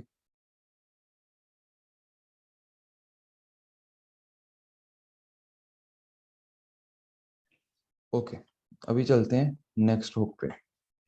अभी इस हुक में देखते हैं क्या हो रहा है। अभी इस हुक में छोड़ दो, ये हो गया यूज स्टेट का काम खत्म। अभी हम आते हैं यूज इफेक्ट पे। यूज इफेक्ट और यूज स्टेट ये दो स्टेट्स हैं जो आप बहुत ही ज्यादा यूज करोगे अपनी रिएक्ट में, रिएक्ट ऐप में। ठीक है, यूज इफेक्ट का हम यूज ऐसे करते हैं कि जैसे अभी क्या दिक्कत है यहाँ पे, सॉरी। हाँ, अभी आया, हाँ ठीक है। अभी क्या हुआ, यूज इफेक्ट समझने की कोशिश करना। अभी मैंने ये पेज खोला, तो मैं चाहता हूँ कि यहाँ पे मेरा जो प्रोडक्ट है वो शो हो जाए डायनेमिकली। बट ऐसा भी ना होना चाहिए कि यहाँ पे लोड हो रहा है, लोड हो ही जा रहा है, हो ही जा रहा है, हो ही जा रहा है, और यूजर को कुछ भी नहीं दिख रहा। ठीक है, उसके बाद अगर एक सिनेरियो देता हूँ, कोई इसका आंसर देना।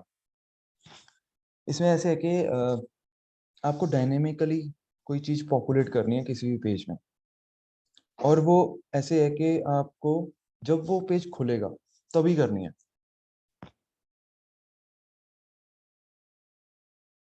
और जब उस वो पूरा पेज खुल जाएगा उसके बाद यूजर को दिखनी चाहिए। ये सारे सिनेरियो का अगर हमने इम्प्लीमेंटेशन करनी है रिएक्ट में, तो वो यूज इफेक्ट से हो। कोई भी चीज को हमने फेच करना है, सेट करना है यूजर को वो पेज लोड होने से पहले, तो हम वो यूज इफेक्ट में करते हैं। ठीक है।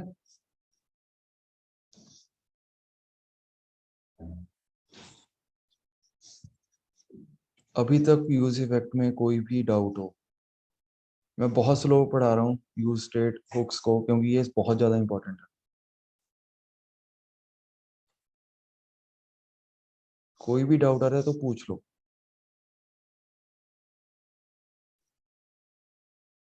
अगर नहीं पूछोगे तो मैं समझ लूंगा कि आपको समझ आ चुका है।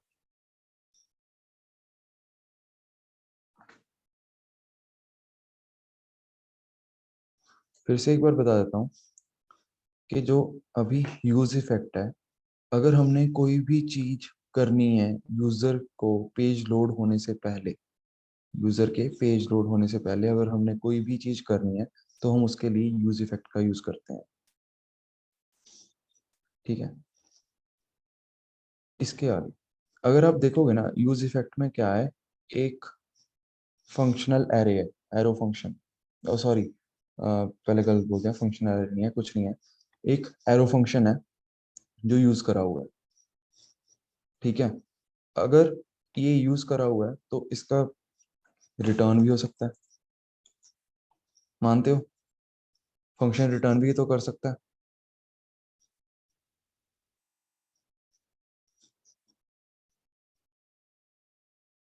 एक फंक्शन है वो रिटर्न कर सकता है, नहीं भी कर सकता, कोई जरूरी तो है नहीं। तो इसलिए ऐसे है कि इसमें जो रिटर्न स्टेटमेंट है वो हो भी सकती है और नहीं भी हो सकती, जैसे हमारे फंक्शंस में होता है।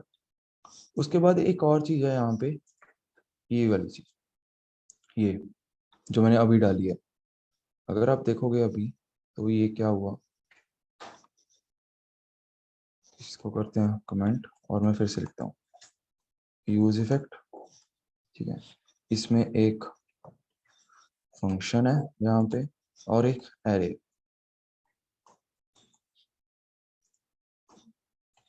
ठीक है। यूज इफेक्ट में दो चीजें, एक फंक्शन, एक एरे। इस एरे को कहते हैं डिपेंडेंसी एरे। अगर ये खाली होगा तो क्या होगा कि वो एक ही बार चलेगा वो चीज। ठीक है। अगर मैं इसमें कुछ भी डाल दूं, कोई प्रोडक्ट डाल दिया, मान लो कुछ, ये एक्स डाल दिया, ठीक है, तो ये तब चलेगा जब एक्स चेंज हो जाएगा। जब भी कुछ भी करके कुछ भी हुआ अपनी ऐप में, कुछ भी मान लो एक्स वाई जी कुछ भी हो गया, कोई ऑपरेशन हुआ, उसके कारण क्या हुआ, एक्सचेंज हो गया, तो साथ के साथ जो यूज इफेक्ट होगा वो ट्रिगर होगा, और वो चीज उसमें जो भी लिखी होगी, जो फंक्शन में लिखी होगी, वो फिर से एग्जीक्यूट हो जाएगी। एक बार तो होगी जब पेज लोड हो रहा होगा, सेकेंड टाइम होगी जब वो चीज जो डिपेंडेंसी एरे में लिखी हुई है वो चेंज हो। ठीक है।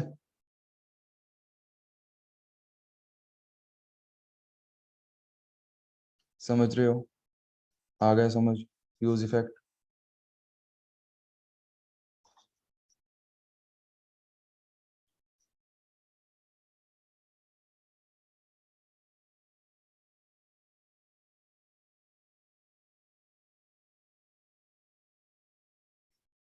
ठीक है।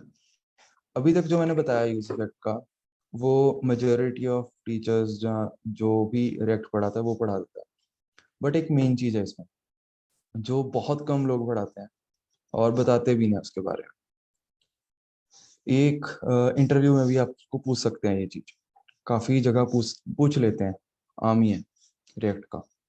इसमें क्या होता है कि अभी आपको, आपने अभी तक मैंने क्या बताया था कि अगर पेज लोड हो गया, लोड होने से पहले आपने कोई चीज यहाँ पे अपने पेज में लोड करनी है, फेच करनी है, कुछ भी करना है, तो वो आप यूज इफेक्ट में कर सकते हो। एक और भी चीज है इसमें, अगर आप पेज खत्म क्लोज कर रहे हो, मान लो ये टैब मैंने क्लोज कर दिया, तब भी आप इसे इम्प्लीमेंट कर सकते हो, सेम ही चीज उसमें भी इम्प्लीमेंट हो जाएगी। ठीक है। यूज इफेक्ट में अगर कुछ भी कोई भी आपने स्क्रिप्ट लिखनी है, जहाँ स्क्रिप्ट चलनी चाहिए जब आपका पेज क्लोज हो, तो वो भी कर सकते हो। इसके लिए हम इसका जो रिटर्न होता है ना फंक्शन का, यूज इफेक्ट में जो फंक्शन होता है उसमें जो रिटर्न होता है ये वाला, इसका यूज कर सकते हैं। इसमें वो चीज लिख दो, वो चीज चल जाएगी उसके बाद जब पेज एंड होगा। ठीक है, बाकी हिंट दे दिया कि क्या होता है यूज इफेक्ट और यूज स्टेट, वो देख लेना, अभी ध्यान से पढ़ लेना, क्योंकि ये अभी ऐसे समझ नहीं आएगा जो मैंने अभी बता दिया और आपने सुन लिया वो समझ आ गया, नहीं। जब तक आप इम्प्लीमेंट नहीं करोगे खुद से, पढ़ोगे नहीं खुद से, फिर तब तक नहीं आएगा ये। ठीक है, अभी उसके आगे चलते हैं, जो इस प्रोडक्ट पेज की इम्प्लीमेंटेशन है उसमें। इसमें मैंने आपको बता दिया था कि ये जो आईडी है वो इस वन को डिनोट कर रही है, ये वाला वन। उसके बाद हमने ये वाला वन ले लिया, हमारे पास आ गया ये वन जो लिखा हुआ है। उसके बाद हमने क्या करा, यूज इफेक्ट में डेटा डॉट फिल्टर लगाया और उसमें से फिल्टर कर ली आइटम जिसकी आईडी ये वन है, जो जिसकी आईडी इस आईडी से मैच कर रही है। अभी देखो, डेटा में जाओ, वहां पे देखो, एक ना आपको आईडी मिलेगी, ये देखो यहाँ पे आईडी है, फर्स्ट एंट्री है हर एक अपने ऑब्जेक्ट की। और उसमें हमने क्या करा, फिल्टर करा। फिल्टर में ओ आपको फिल्टर फिल्टर किसको इसको पता है, फिल्टर फंक्शन हैंड रेज करेगा जिसको पता है, अगर नहीं पता फिर भी बता दो, नो लिख दो चैट में।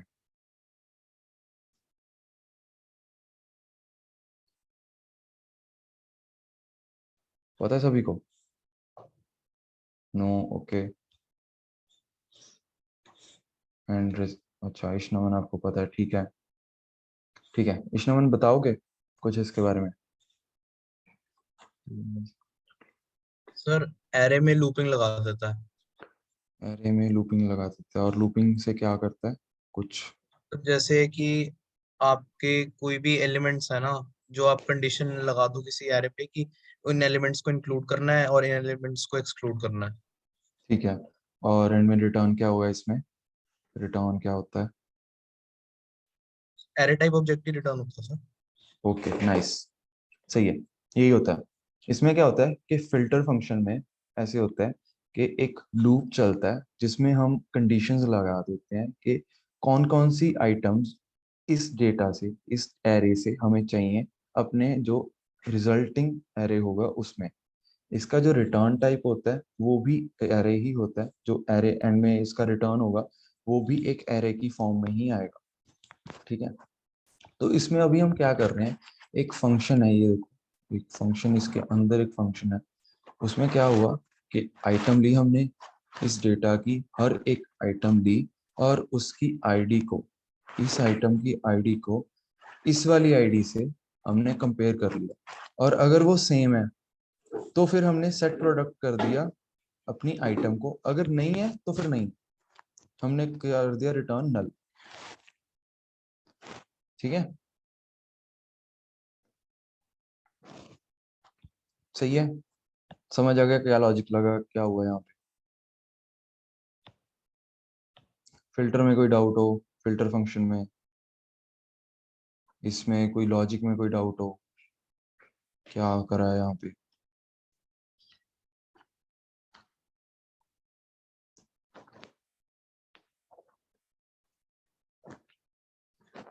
नहीं है, चलो ठीक है, होना चाहिए था। ये क्या है, कोई बताएगा इसका यूज क्या क्यों करा है, और क्या है ये? पहले है क्या है ये, और उसके बाद क्वेश्चन है क्यों यूज करा।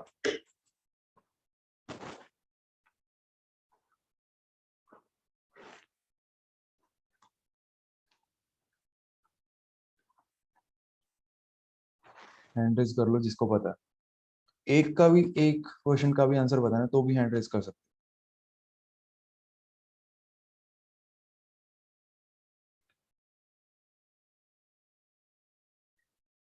किसी को नहीं पता, और किसी ने पूछा भी नहीं। सर हाँ जी, स्ट्रिंग में कर देगा एरे के एलिमेंट्स को फॉर्मेट। ओके ठीक है, आगे अनंजोत आप बताओ। आपने हैंड रेस करा। ये जो आइटम का आईडी है उसको स्ट्रिंग में कन्वर्ट कर दिया, और ट्रिपल इक्वल टू होता है जब वैल्यू और जो डेटा टाइप होता है दोनों सेम होता है। तो जब ये दोनों चीजें सेम होंगी, जो हमने वहाँ /1 डाला था, तो दोनों सेम होंगी, तो फिर वो इफ के अंदर चला जाएगा। ठीक है, ठीक है, यही है। इसमें क्या है कि स्ट्रिक्ट चेक होता है सबसे पहली बात, डबल ट्रिपल इक्वल टू जब हम लगाते हैं जावास्क्रिप्ट में स्ट्रिक्ट चेक होता है। उस स्ट्रिक्ट चेक में क्या होता है, डेटा टाइप भी चेक होता है और जो वैल्यू होती है उस डेटा टाइप की वो भी चेक होती है। इसलिए कोई अभी समझ आ गया ना कि क्या होता है, ये क्या करा, क्या हुआ? कोई बताएगा अगर मैं इसे हटा दूं तो क्या करना पड़ेगा कि ये फिर से चल जाए?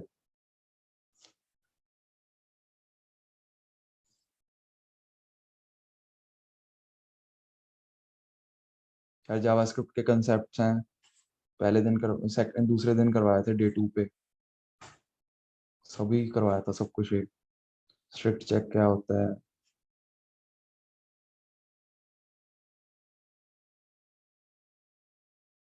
क्वेश्चन समझ आ गया ना सभी को क्या है? सर क्वेश्चन रिपीट कर दो। हाँ जी, क्वेश्चन ये है कि अभी देखो, अभी जो कोड है इसमें कोई गलती है, ये चल जाना चाहिए। अगर कोई गलती है तो वो क्या है, उसको कैसे सही करें? अभी मैंने क्या करा है, मैंने जो .to फंक्शन था वो हटा दिया। .to स्ट्रिंग जो फंक्शन था वो मैंने हटा दिया। अभी बताओ क्या होगा इसमें? पहला क्वेश्चन है, कोई गलती है इसमें? अगर गलती है तो उसका सोल्यूशन क्या है? Data type not same. Okay, आगे।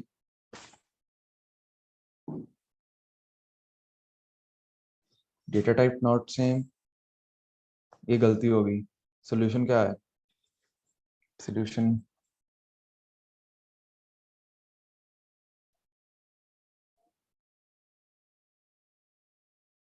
सही है अश्विन, कोई और बताएगा?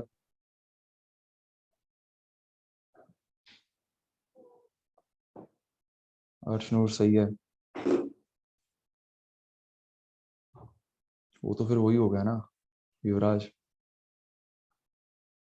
मैंने वो हटा दिया। अब करो, अब इसे सही करो, लगाना नहीं है वो।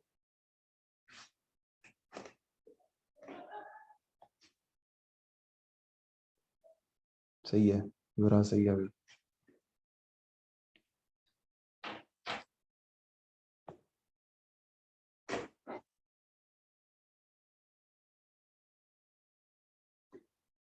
बहुत बेसिक चीज है यार जावास्क्रिप्ट की ये। किसी और को बताना है कुछ?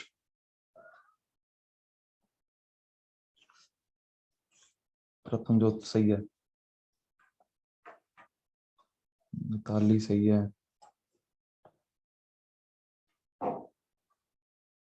चलो ठीक है, बता देते हैं।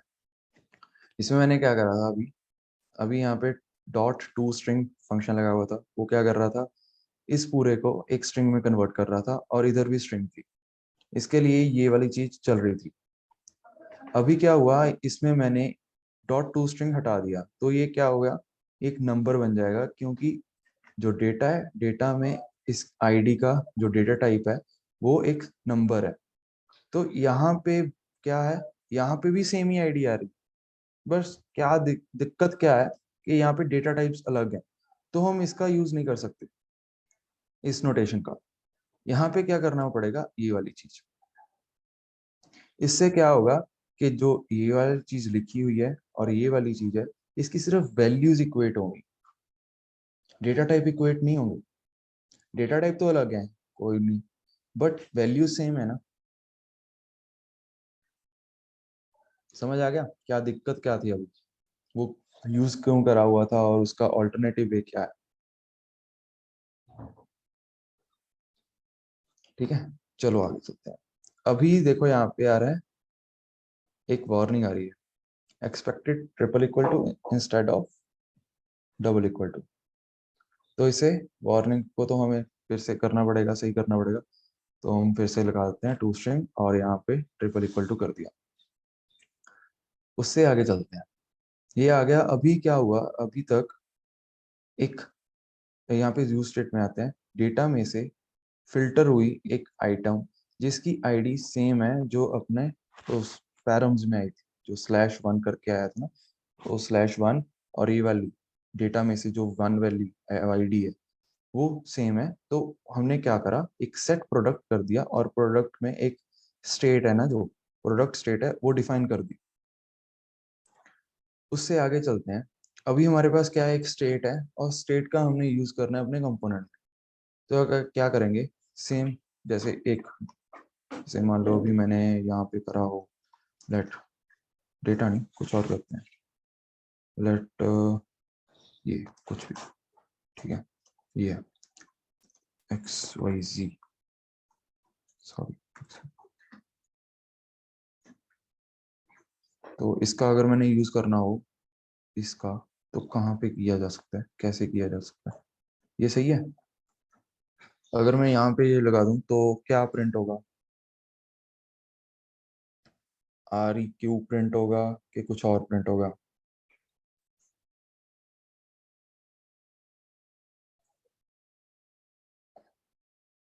देखो यार, तुम्हें अभी रिएक्ट के सारे कुछ आ गए, अभी क्या है, सिर्फ प्रैक्टिस है, ये प्रैक्टिस ही हो रही है काइंड ऑफ, ऐसे कह लो।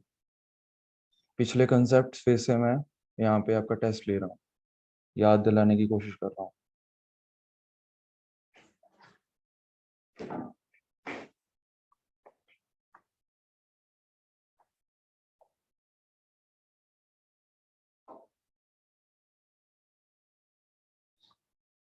ओके सही है अर्शनूर।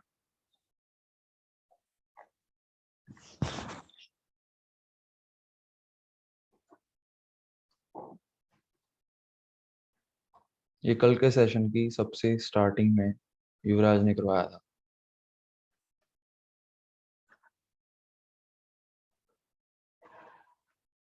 मिताली सही है।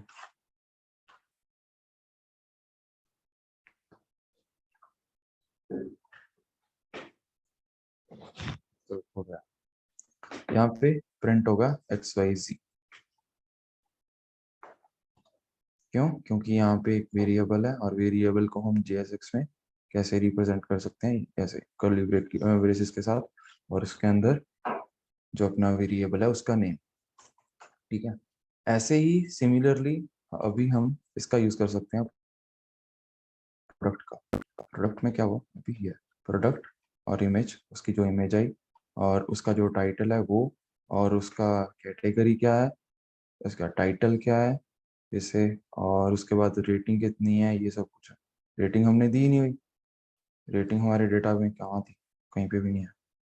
तो अभी हम वैसे ही है, चलो इसे इसे इग्नोर करो। फिर आएगी प्राइस, आ गई, ठीक है। यहाँ पे डिस्क्रिप्शन आ गई, ठीक है। फिर वापस आओगे तो ये वाली चीजें आ जाएंगी आपकी, ये टाइटल है, ये प्राइस है, ये डिस्क्रिप्शन है, ये इमेज है, ठीक है। आप किसी भी प्रोडक्ट पे चले जाओ, आप अगर क्लिक करोगे ना यहाँ पे, जैसे अभी बाय नाउ पे क्लिक करा, तो आप ये 5th प्रोडक्ट पे आओगे और 5th प्रोडक्ट की जो भी चीजें है ना, जो भी उसका डेटा है वो यहाँ पे आ जाएगा, पॉपुलेट हो जाएगा ऑन द गो डायनेमिकली। हमें स्पेसिफिकली हर एक पेज का एक बनाना नहीं पड़ेगा, अलग से अपने हार्ड कोड कर रहे हैं पेज, नहीं, जरूरत ही नहीं। रिएक्ट का यूज करते हैं, यूज इफेक्ट, यूज स्टेट, इनका यूज करते हैं, खत्म हो गया, बन गया, ठीक है। चलें आगे।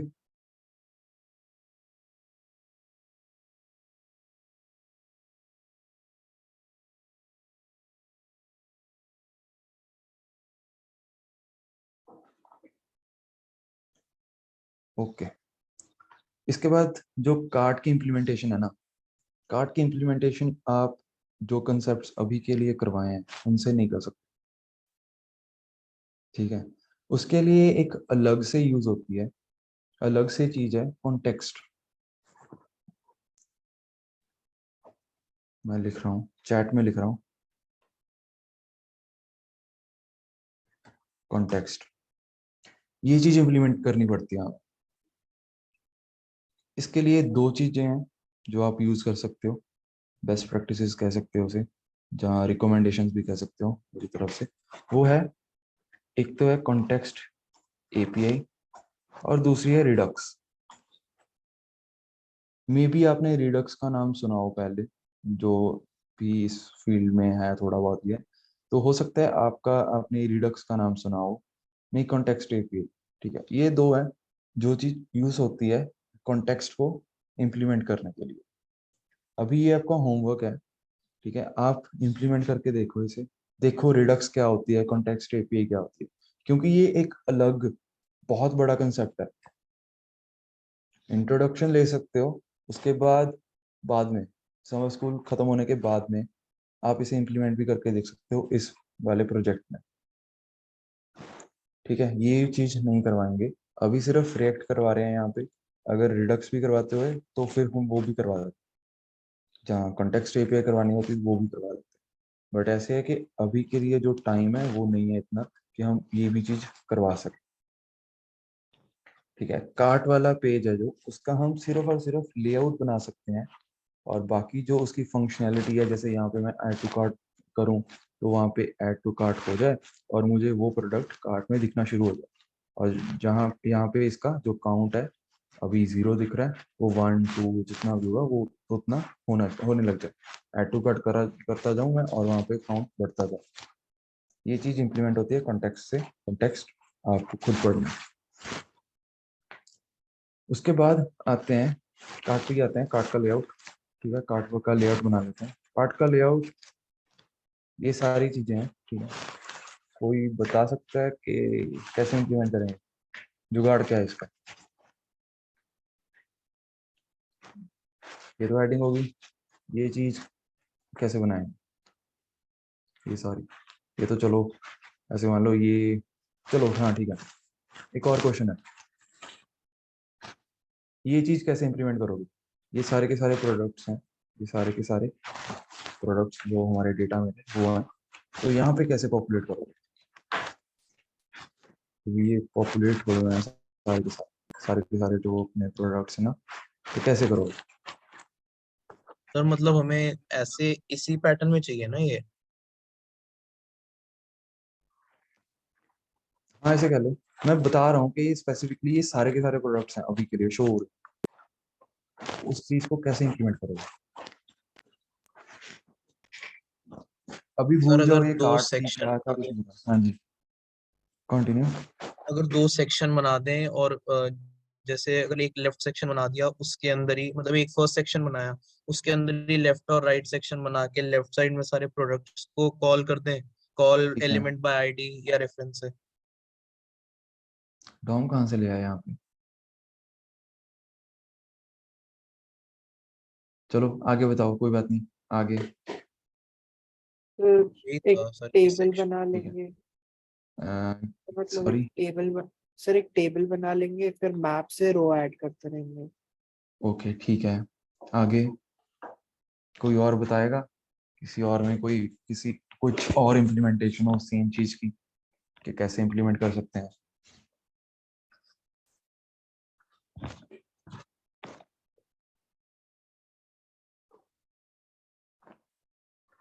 यार सोचते वक्त मैं सिर्फ ये ध्यान में रखा करो कि हम किस चीज का यूज कर रहे हैं। अभी के लिए हम रिएक्ट का यूज कर रहे हैं तो उसी का ही कोई कंसेप्ट यूज होगा मेनली। बाकी तो जो बेसिक्स हैं वो तो होंगी होंगी, HTML CSS जावास्क्रिप्ट वो तो होगी होगी। ठीक है, और दूसरी बात क्या है कि जो बेसिक हमारा रिएक्ट है, रिएक्ट के फिर से बेनिफिट्स की बात करूंगा। बेनिफिट से सोचो कि क्या यूज हो सकता है यहाँ पे।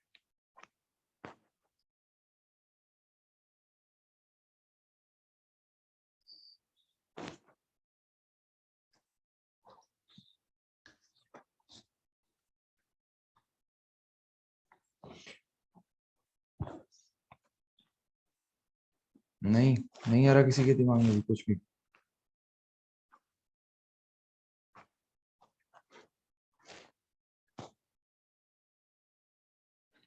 जो समर ने बताया ना, मुझे लगता है समर ने बताया था, उसने मुझे याद नहीं है, देख मतलब नाम नहीं मुझे दिखा था, वो देख लेना। सॉरी अगर मैं गलत किसी का नाम ले रहा हूँ और जहाँ किसी का नाम नहीं लिया। तो ऐसे है कि बताया था उसने कि एक टेबल बनाएंगे और उसमें मैप फंक्शन के साथ रोज ऐड कर देंगे। सही है, ये इम्प्लीमेंटेशन भी कर सकते हैं, सही है। बेसिक जो बात थी यहाँ पे वो ये थी कि मैंने आपको कहा था कि सारे के सारे प्रोडक्ट्स लिस्ट करने हैं यहाँ पे। तो उसके लिए क्या यूज कर सकते हैं? एक तो वे है कि हार्ड कोड कर दो, सारे के सारे लिस्ट कर दो, लिखी जाओ लिखी जाओ लिखी जाओ। और दूसरा वे था मैप फंक्शन। हमारे पास डेटा पड़ा है, मैप फंक्शन लगाओ और साथ में सारे के सारे पॉपुलेट कर दो वहां पे। तो बेसिक जो बात थी वो थी मैप फंक्शन यहाँ पे, कि मैप फंक्शन का यूज करेंगे और इम्प्लीमेंट हो जाएगा ये। बना क्या हुआ है वो बाद में देखेंगे ना। पॉपुलेट ये क्या है, ये है क्या पता नहीं हमें। हमें रिएक्ट में क्या यूज करके हम ये इम्प्लीमेंट कर सकते हैं, मैप फंक्शन चलाएंगे और सारे का सारा ये पॉपुलेट हो जाएगा डेटा। ठीक है, ये बात, ये इसकी इम्प्लीमेंटेशन देख लेना क्या थी क्या नहीं। ठीक है, ये कैसे आ रहा है, ये चीज क्या है, और ये क्या है, ये चीज क्या है, ये सब कुछ देख लेना, समझ आ जाएगा आपको। ठीक है, इससे आगे चलते हैं। यहाँ पे ऑप्शन आ रही है गो टू चेकआउट की। चेकआउट करके देखते हैं। चेकआउट पे गए तो ये आ गया। चेकआउट में बिलिंग एड्रेस आ गया, पेमेंट आ गई, और यहाँ पे ऑर्डर समरी आ गई। ये सारी चीजें ऐसे हैं कि बैकएंड से कंट्रोल हो जाएंगी। और अभी हम क्या कर रहे हैं, अभी सिर्फ और सिर्फ लेआउट बना रहे हैं। ठीक है, बन जाएगा ये भी। हाँ ना, कुछ तो बोलो।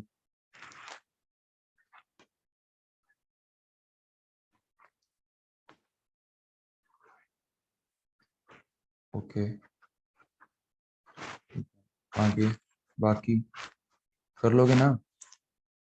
कोड समझना, कोड लिखना लिखा पड़ा है आपके पास। ठीक है, अभी ऐसे है, अभी ब्रेक लेते हैं थोड़ी देर की, और उसके बाद सिर्फ एक कंसेप्ट रहता है रेक्ट का, वो करते हैं। तो इसके बाद नोट का देखते हैं क्या होता है। ठीक है, भैया ब्रेक। इसमें हमने वैलिडेशन दी हुई है। किस फॉर्म में? नेम में valid first name is required. ये पता नहीं मुझे यार, याद नहीं है मुझे, काफी पहले बनाया था ये मैंने।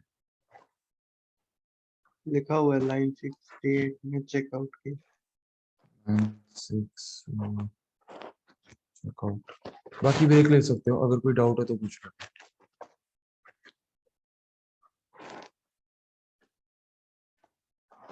कहाँ पे लिखा हुआ है? 68 68 है ना? हाँ जी। No valid. एक और चीज है यार, ये पता है कहाँ से उठाया? बूटस्ट्रैप से। बूटस्ट्रैप पे जाओ, बूटस्ट्रैप चेकआउट, चेकआउट एग्जाम्पल, ये पड़ी है यार, एडिट कर लो इसे। दिख रहा है सिमिलर कुछ ना कुछ? वहाँ पे जो था यहाँ पे क्या है, वही उठाया जो यहाँ पे लिखा हुआ था। ठीक है, चाहिए जो चाहिए वो लिख लिया, बाकी उठा दो। नहीं लग रही वैसे तो वैलिडेशन, इसमें ऐसे कुछ भी नहीं है। यहाँ पे नो वैलिडेट ए रहने दो, इग्नोर करो क्या लिखा हुआ है। ठीक है भैया। ठीक है, और एक कार्ट में भी देखोगे ना, ये वाली चीज भी सेम है, वहीं से उठाई हुई है, बस थोड़ा सा चेंज करके डाल दिया यहाँ पे। ठीक है, किसी ओके। और को कोई डाउट? ये था, क्लास स्टार्ट करते हैं आज।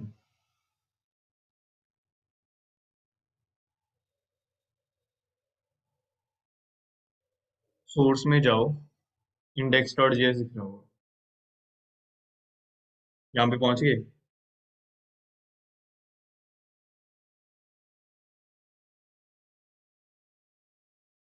बोलते रहना, जल्दी जल्दी करते हैं, जल्दी छोड़ते हैं।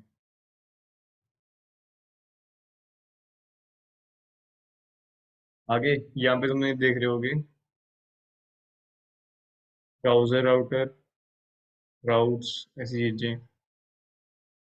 और ये ऊपर देखो, ये इंपोर्ट कहाँ से हो रहा है, ये एक्स राउटर डाउन। तुम्हें साहब ने npm आया कराया होगा, उससे पहली जो पैकेज डॉट जेसन होते हैं फाइल्स, वो पहले तुम्हारे उसमें आके अपडेट हो जाती हैं।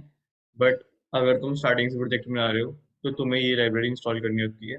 उसका कोड होता है npm i direct router down। तो उसका मैं दिखा देता हूँ अभी। वेब3 की डॉक्यूमेंटेशन पे कि जिस मर्जी चल जाओ, कोई चक्कर नहीं है।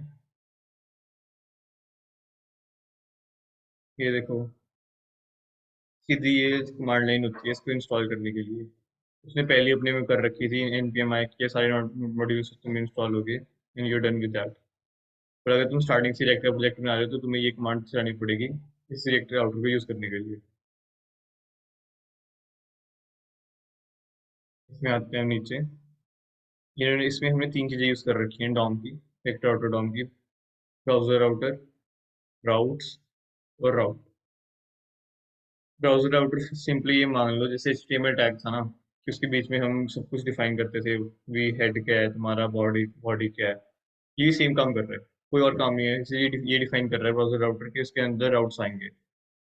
अगर ये जो और ये जो ये राउट्स वाला है, ये सिर्फ लिस्टिंग प्रोवाइड कर रहा है। जैसे तुमने क्या कहते हैं उसमें देखा होगा,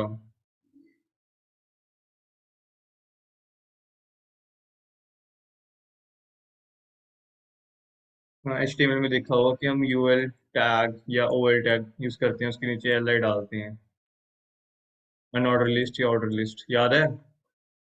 हाँ या ना? बोलो भाई। अनऑर्डर लिस्ट ऑर्डर लिस्ट याद है कुछ ऐसा? Yes, sir.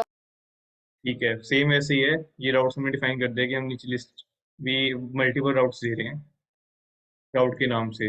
ये राउट्स मान लो UL या LI। राउट, एक राउट को मान लो ना OL, sorry my bad, LI। Same वैसे ही डिफाइन कर रखा है ना। समझ आ गया ये 3 चीजें क्या काम कर रही है? ब्राउजर राउटर, राउट्स और राउट। यहाँ तक हो साथ? आगे चलें?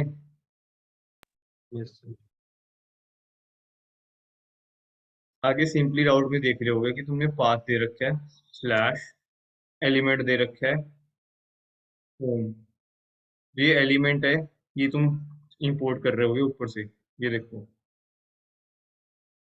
पेजेस सॉल्व कर लेते हैं। जितने भी एलिमेंट्स तुम्हारे आ रहे हैं ये पेजेस हैं तुम्हारे, जो तुम कर रहे हो डॉट पेजेस से इंपोर्ट, जो फोल्डर बनाया होगा तुमने। ठीक है, तो जो ये लाइन है फर्स्ट लाइन, इसका क्या मतलब है कि अगर तुम्हारा स्लैश पाथ मतलब कुछ भी नहीं है, सिर्फ तुम अपने होम पेज पे खड़े हो, तो तुम ये तुम्हें विजिबल होगा होम पेज। अभी दिखा देता हूँ। जैसे कि इस पे आए, ऊपर देखो से लोकल 3000 है, आगे कुछ भी नहीं है, स्लैश डाल दो जाए, ये होम पेज भी आएगा। अगर तुम इस पेज पे हो तो तुम सिर्फ होम पेज दिखेगा। अब जैसे इसमें आ गया प्रोडक्ट पाथ में, इसमें डाल दो स्लैश प्रोडक्ट, कौन सा पेज दिख रहा है?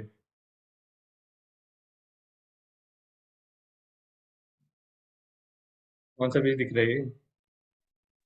Products page. बस राउटर, ये रेक्ट राउटर का इतना ही काम है कि जो ये दिख रहे हैं जो एंकर टैग में करते हैं ना, बेसिकली सिमिलर टू दैट इसमें करना है हमने।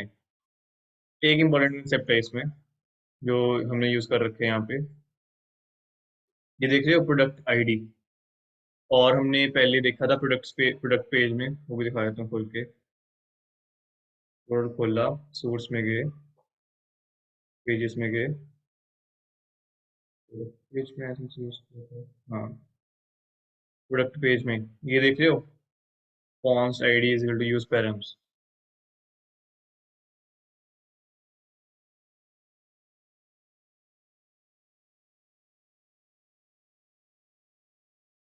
देख रहे हो? Yes, sir.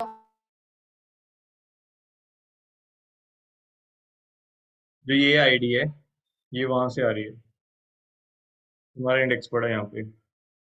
जो अभी साहिब ने करके दिखाया था कि हमने जैसे इसमें लिख रखा है प्रोडक्ट डॉट आईडी। अब इसमें गए प्रोडक्ट आगे आईडी कोई भी गिवन होगी, 1 थी उस टाइम पे, तो वो जो आईडी 1 पे प्रोडक्ट है वो खुल जाएगा। अब ये कैसे यूज हो रहा है, प्रोडक्ट पेज पे गए, जो आईडी की वैल्यू 1 थी, अब वहां पे ना तुमने देखा होगा कि कॉलन लग रखे हैं 2, ऐसे होगा प्रोडक्ट स्लैश 2 कॉलन, आगे आईडी लिख रखी है, और हमने यूज पैरम्स कर रहे हैं, मतलब वो जो ये स्लैश के बाद ये है ना, ये चीज, इसको वो पैरम्स में डाल रहा है, एज ए पैरम्स यूज कर रहा है, और वो उसके बाद जो ये नीचे है, ये सारी चीजें,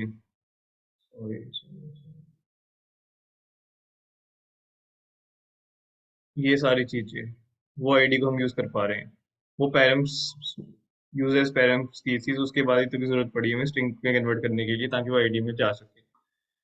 रिएक्ट राउटर बस इतना ही है, इसके ज्यादा कुछ भी नहीं है, पढ़ना होगा, डॉक्यूमेंटेशंस पढ़ी हैं नेट पे, पढ़ लो, कुछ ज़्यादा मिलेगा नहीं उसमें भी वैसे, क्योंकि ये भी प्रैक्टिस आएगा, इसमें भी देख लेते हैं क्या है, कुछ एक्स्ट्रा है कि नहीं है।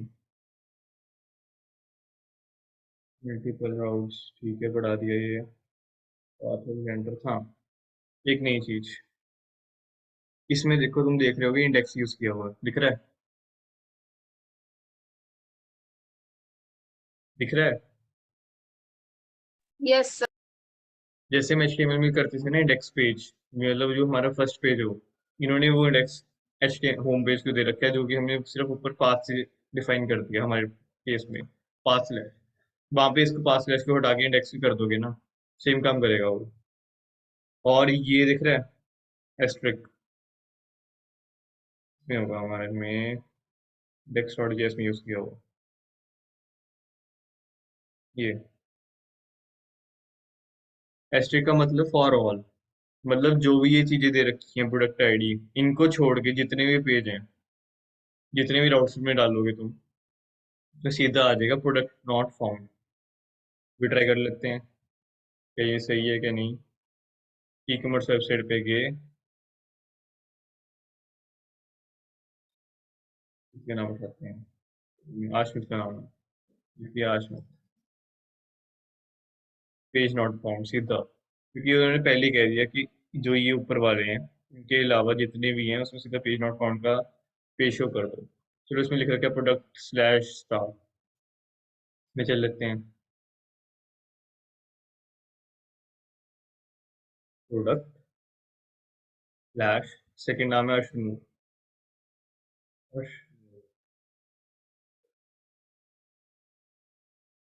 ये आया पेज नॉट फाउंड उसका, प्रोडक्ट पेज का, क्योंकि उसमें हमने पहले ना वो दे रखे थे आईडीज, 23 आईडी, कुछ है ही नहीं, क्योंकि मेरे पास डाटा ही नहीं है उस चीज़ का, उन आईडीज का। वो पे जाओगे उसका डाटा है तो वो विजिबल हो जाएगा, सिंपल सी बात है, क्योंकि हम रीयूजेबल कंपोनेंट्स कर रहे हैं, तो जिन आईडी का डाटा है वो आता रहेगा, जिनका नहीं है वो सीधा पेज नॉट फाउंड, या जैसे हम डाटा ही नहीं मिल रहा उसको, वो शो कर देगा। लेक्ट राउटर यहीं खत्म होता है, नोड पे चलते हैं, चले नोड पे, बहुत इजी है, कुछ भी नहीं, नोड, नोड करें अब, बताओ। Yes, sir.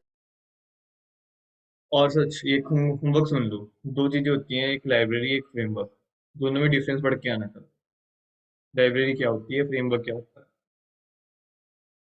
ठीक है। जो रिएक्ट कर रहे हैं हम, ये एक लाइब्रेरी है जावास्क्रिप्ट की, हम आने वाले कुछ दिनों में नेक्स्ट जेएस करेंगे, वो है फ्रेमवर्क। रिएक्ट लाइब्रेरी क्यों है और फ्रेमवर्क और नेक्स्ट जेएस फ्रेमवर्क क्यों है, ये पढ़ के आना, दोनों में डिफरेंस क्या है, ठीक है। ठीक है, इतना छोटा सा होमवर्क हो जाएगा। यस, जो नोड जेएस है वो ना लाइब्रेरी है ना फ्रेमवर्क है, वो सिर्फ एक इन्वायरमेंट है जावास्क्रिप्ट को रन करने के लिए या कंपाइल करने के लिए। इसी पे कर लें, चलो इसी पे कर लेते हैं। अपना या तो ये टर्मिनल खोल लो या कोई भी अपने सिस्टम पे कहीं पे भी टर्मिनल खोल लो, कोई जरूरी नहीं है कि ये प्रोजेक्ट वाला खोलना है। वहां पे सिंपली टाइप करो नोड, एंटर दबा दो, ये खुल गया सबका, यहाँ तक पहुंच गए। Yes, sir. अब अपन कॉन्सेप्ट देखेंगे रेपल का।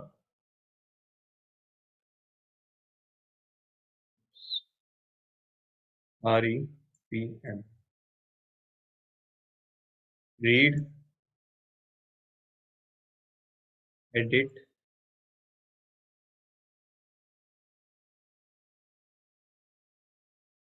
कंफ्यूज करना, रेपल छोड़ो, कुछ नहीं होता रेपल, लीव इट, फालतू में कंफ्यूज होते रहोगे। रेपल कराया था, रेपल कराया था। आयो टाइप पे आए, यहाँ पे सिंपल लिख दो। अब ये ना तुम समझ लो तुमने अपने कंसोल पे सारा जो जीएस पे कुछ भी किया है, समझो हमने जीएस पे किया कर रहे थे 3+3 6, सिंपल आ रहा है। Let's define variable x is equal to 0 डाला। Let's see the value of x, देख रहे हो जो सारी जावास्क्रिप्ट हम वहां पे लिख रहे थे कंसोल में जाके, वो सब नोड पे चलती है। ये जो ये नोड का एनवायरनमेंट है, इसमें कुछ भी कर सकते हो जो जावास्क्रिप्ट में करते थे। तो इतना समझ आ गया नोड क्या है? नोड ना एक लाइब्रेरी है ना एक फ्रेमवर्क है। नोड सिर्फ एक एनवायरनमेंट है, नोड जेएस एनवायरनमेंट देते हैं जावास्क्रिप्ट को जहाँ पे वो रन या कंपाइल हो सके। समझ आ गया इतना नोड क्या है? बोलो भाई, यस समझ सर। आ रहा है?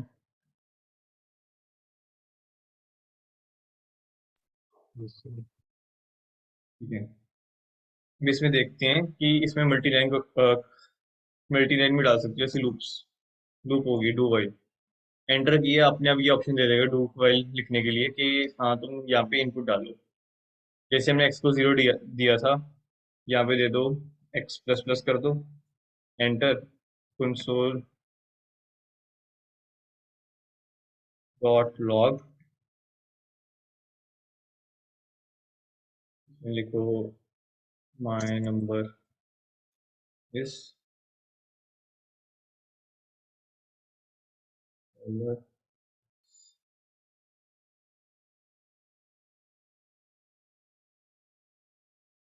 एंटर। क्लोज किया, आगे while is less than 6, close, enter.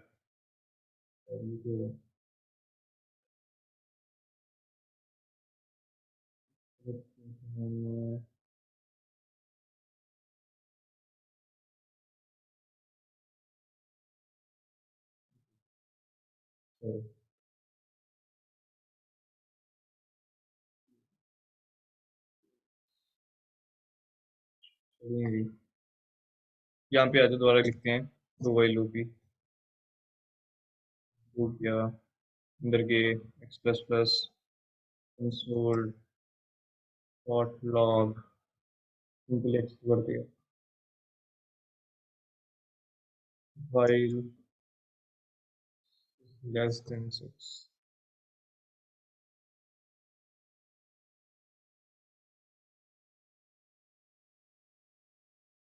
अब ये जो 7 दिखा रहा है, ये दिखा रहा है कि तुम्हारा लूप 7 पे चला है। वेट अ मिनट, एक और चीज है इसमें, छोटी सी चीज, ये इंटरेस्टिंग है, ये देखना। हम भूल जाते हैं कि x की वैल्यू क्या होगी, या जो हम इतना बड़ा कोड लिख रहे हैं उसकी पहली वैल्यू क्या होगी। सिंपली उसका क्या है, अंडरस्कोर, जैसे अनडिफाइंड आया, अनडिफाइंड आ गया। समझो हमने यहाँ पे x को वैल्यू दे दी, x इज इक्वल टू 5 दे दिया, और हम भूल गए x क्या था। समझो कुछ भी लिख दिया हमने, इतना बड़ा कोड लिख दिया, x भूल गए क्या है, कुछ नहीं पता हमें। सिंपली अंडरस्कोर डालो, x5 था हमारा, हमें याद है 5 डालोगे, 54 डाला, कुछ भी डाला, 546 डाल दिया, हमारे पास सीधा आंसर आ गया 551। मतलब जो ये अंडरस्कोर है, ये तुम्हारी जो पहले स्टोर्ड वैल्यू है उसको याद रखेगा, ताकि हम आगे जाके यूज कर पाए। इतना समझ आया? अंडरस्कोर का मतलब समझ आया, क्या क्यों डाल रहे हैं हम यहाँ पे? Yes, sir. रेपल और क्या हो सकता है, और क्या पढ़ेंगे आपको?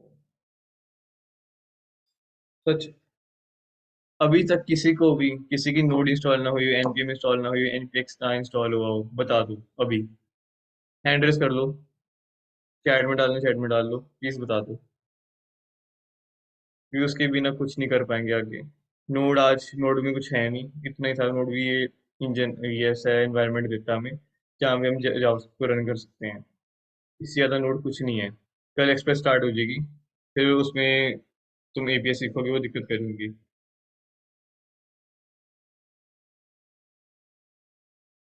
npm एरर तनीशा, अभी तक रिजॉल्व नहीं हुआ है।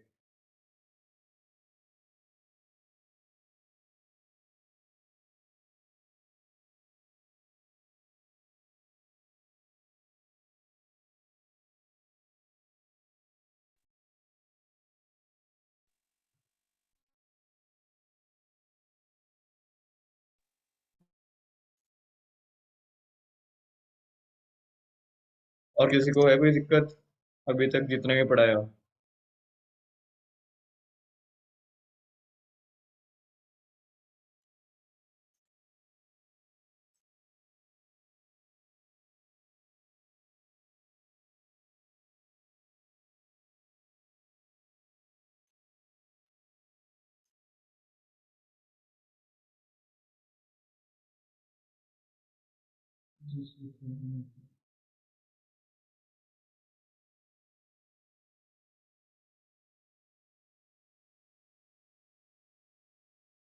इसे समझ आ जाएगा, जीएस के बेसिक्स आते हैं, ठीक है।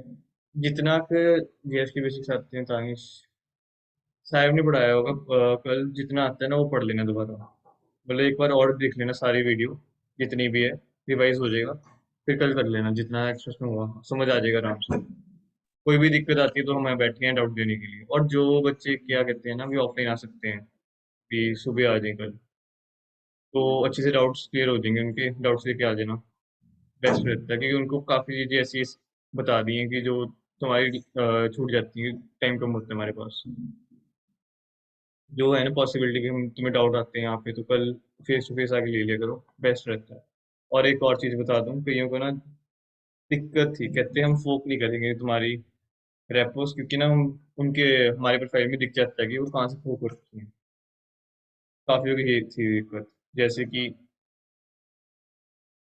ये दिख रहा है ना, फोक फ्रॉम एस आई सेशन, वो कहते हैं हमें ये दिखाना नहीं है। तो बेस्ट पार्ट क्या है, जौन सी भी रेपो है उसमें जाओ, समझो, ये नहीं कर रखी, यहाँ पे ना ऊपर स्टार का ऑप्शन आ रहा होता है, ये दबा दिया करो, सीधी सी बात है, स्टार दबाया, प्रोफाइल पे आए, जितना कोड है यहाँ पे पता लग गया तुम्हें, यहाँ पे पड़ा रेफरेंस के लिए तुम्हारे पास कोड, जब मन किया ये यूज़ किया, जब रेफर किया कर लिया। इससे क्या है कि ना तुम्हें पता, अभी तुम्हारे प्रोफाइल पे पता लगेगा कि तुमने फूक कर रखी है कहीं से वो, और ना कोई दिक्कत आएगी, और तुम्हारे ये बुक मार्क्स की तरह सारे यहाँ पे स्टोर हो जाएंगे, जितनी भी रेपोस यूजफुल है तुम्हारी। और इवन कि तुम कहते हो कि अगर स्टार्ट करते हैं कि हमें पता लग गया कि नहीं, हमें नहीं पता लगेगा किसने स्टार्ट किया और कब किया,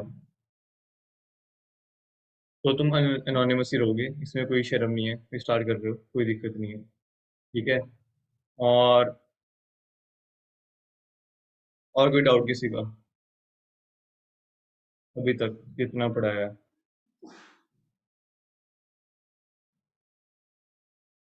हाँ सच, इसमें एक और चीज़ बता दूं, यहाँ पे टाइप करो डॉट एडिटर,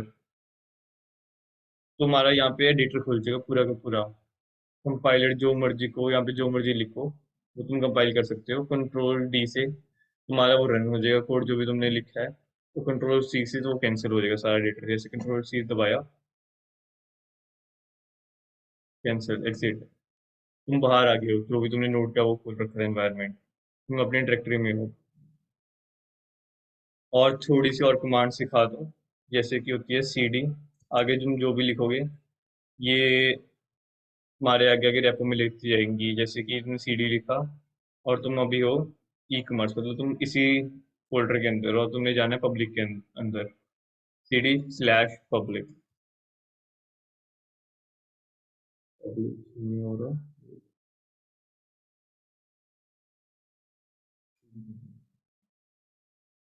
पब्लिक के अंदर चले गए, सीडी पब्लिक के अंदर देखो कौन सा फोल्डर है। मैंने कल 3 चीजें बताई थी, 3 कौन सी फाइल को नहीं छेड़ना, कौन कौन सी थी वो, कोई बता सकता है? याद है किसी को? Pack JSON package log. ये की सुना आज में तेरी, पैकेज डॉट जेसन, और 2 कौन सी थी?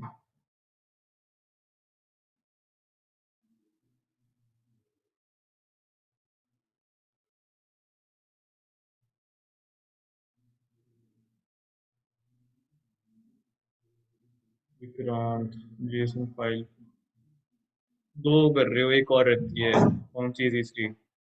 जल्दी बताओ, तो बेसिक है, स्टार्ट ही हमने इससे किया था सफाई से पहले।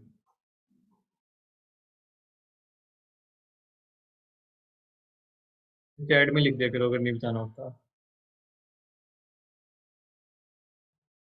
इंडेक्स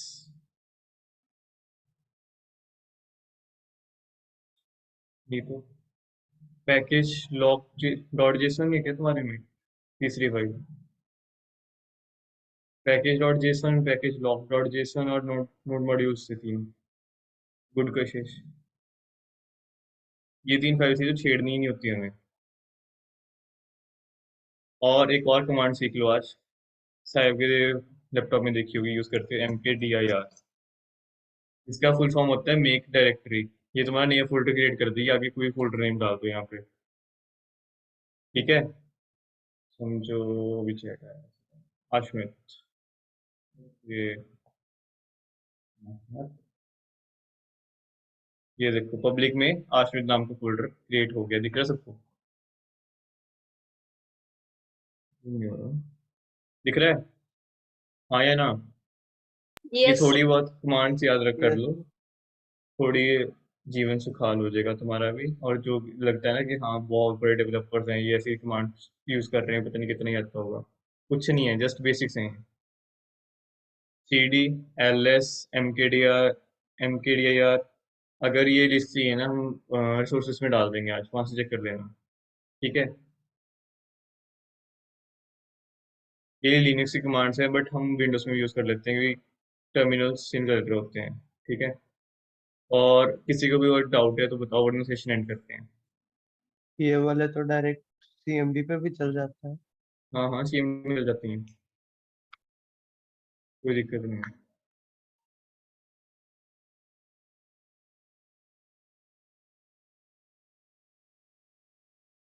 खत्म करते सेशन फिर।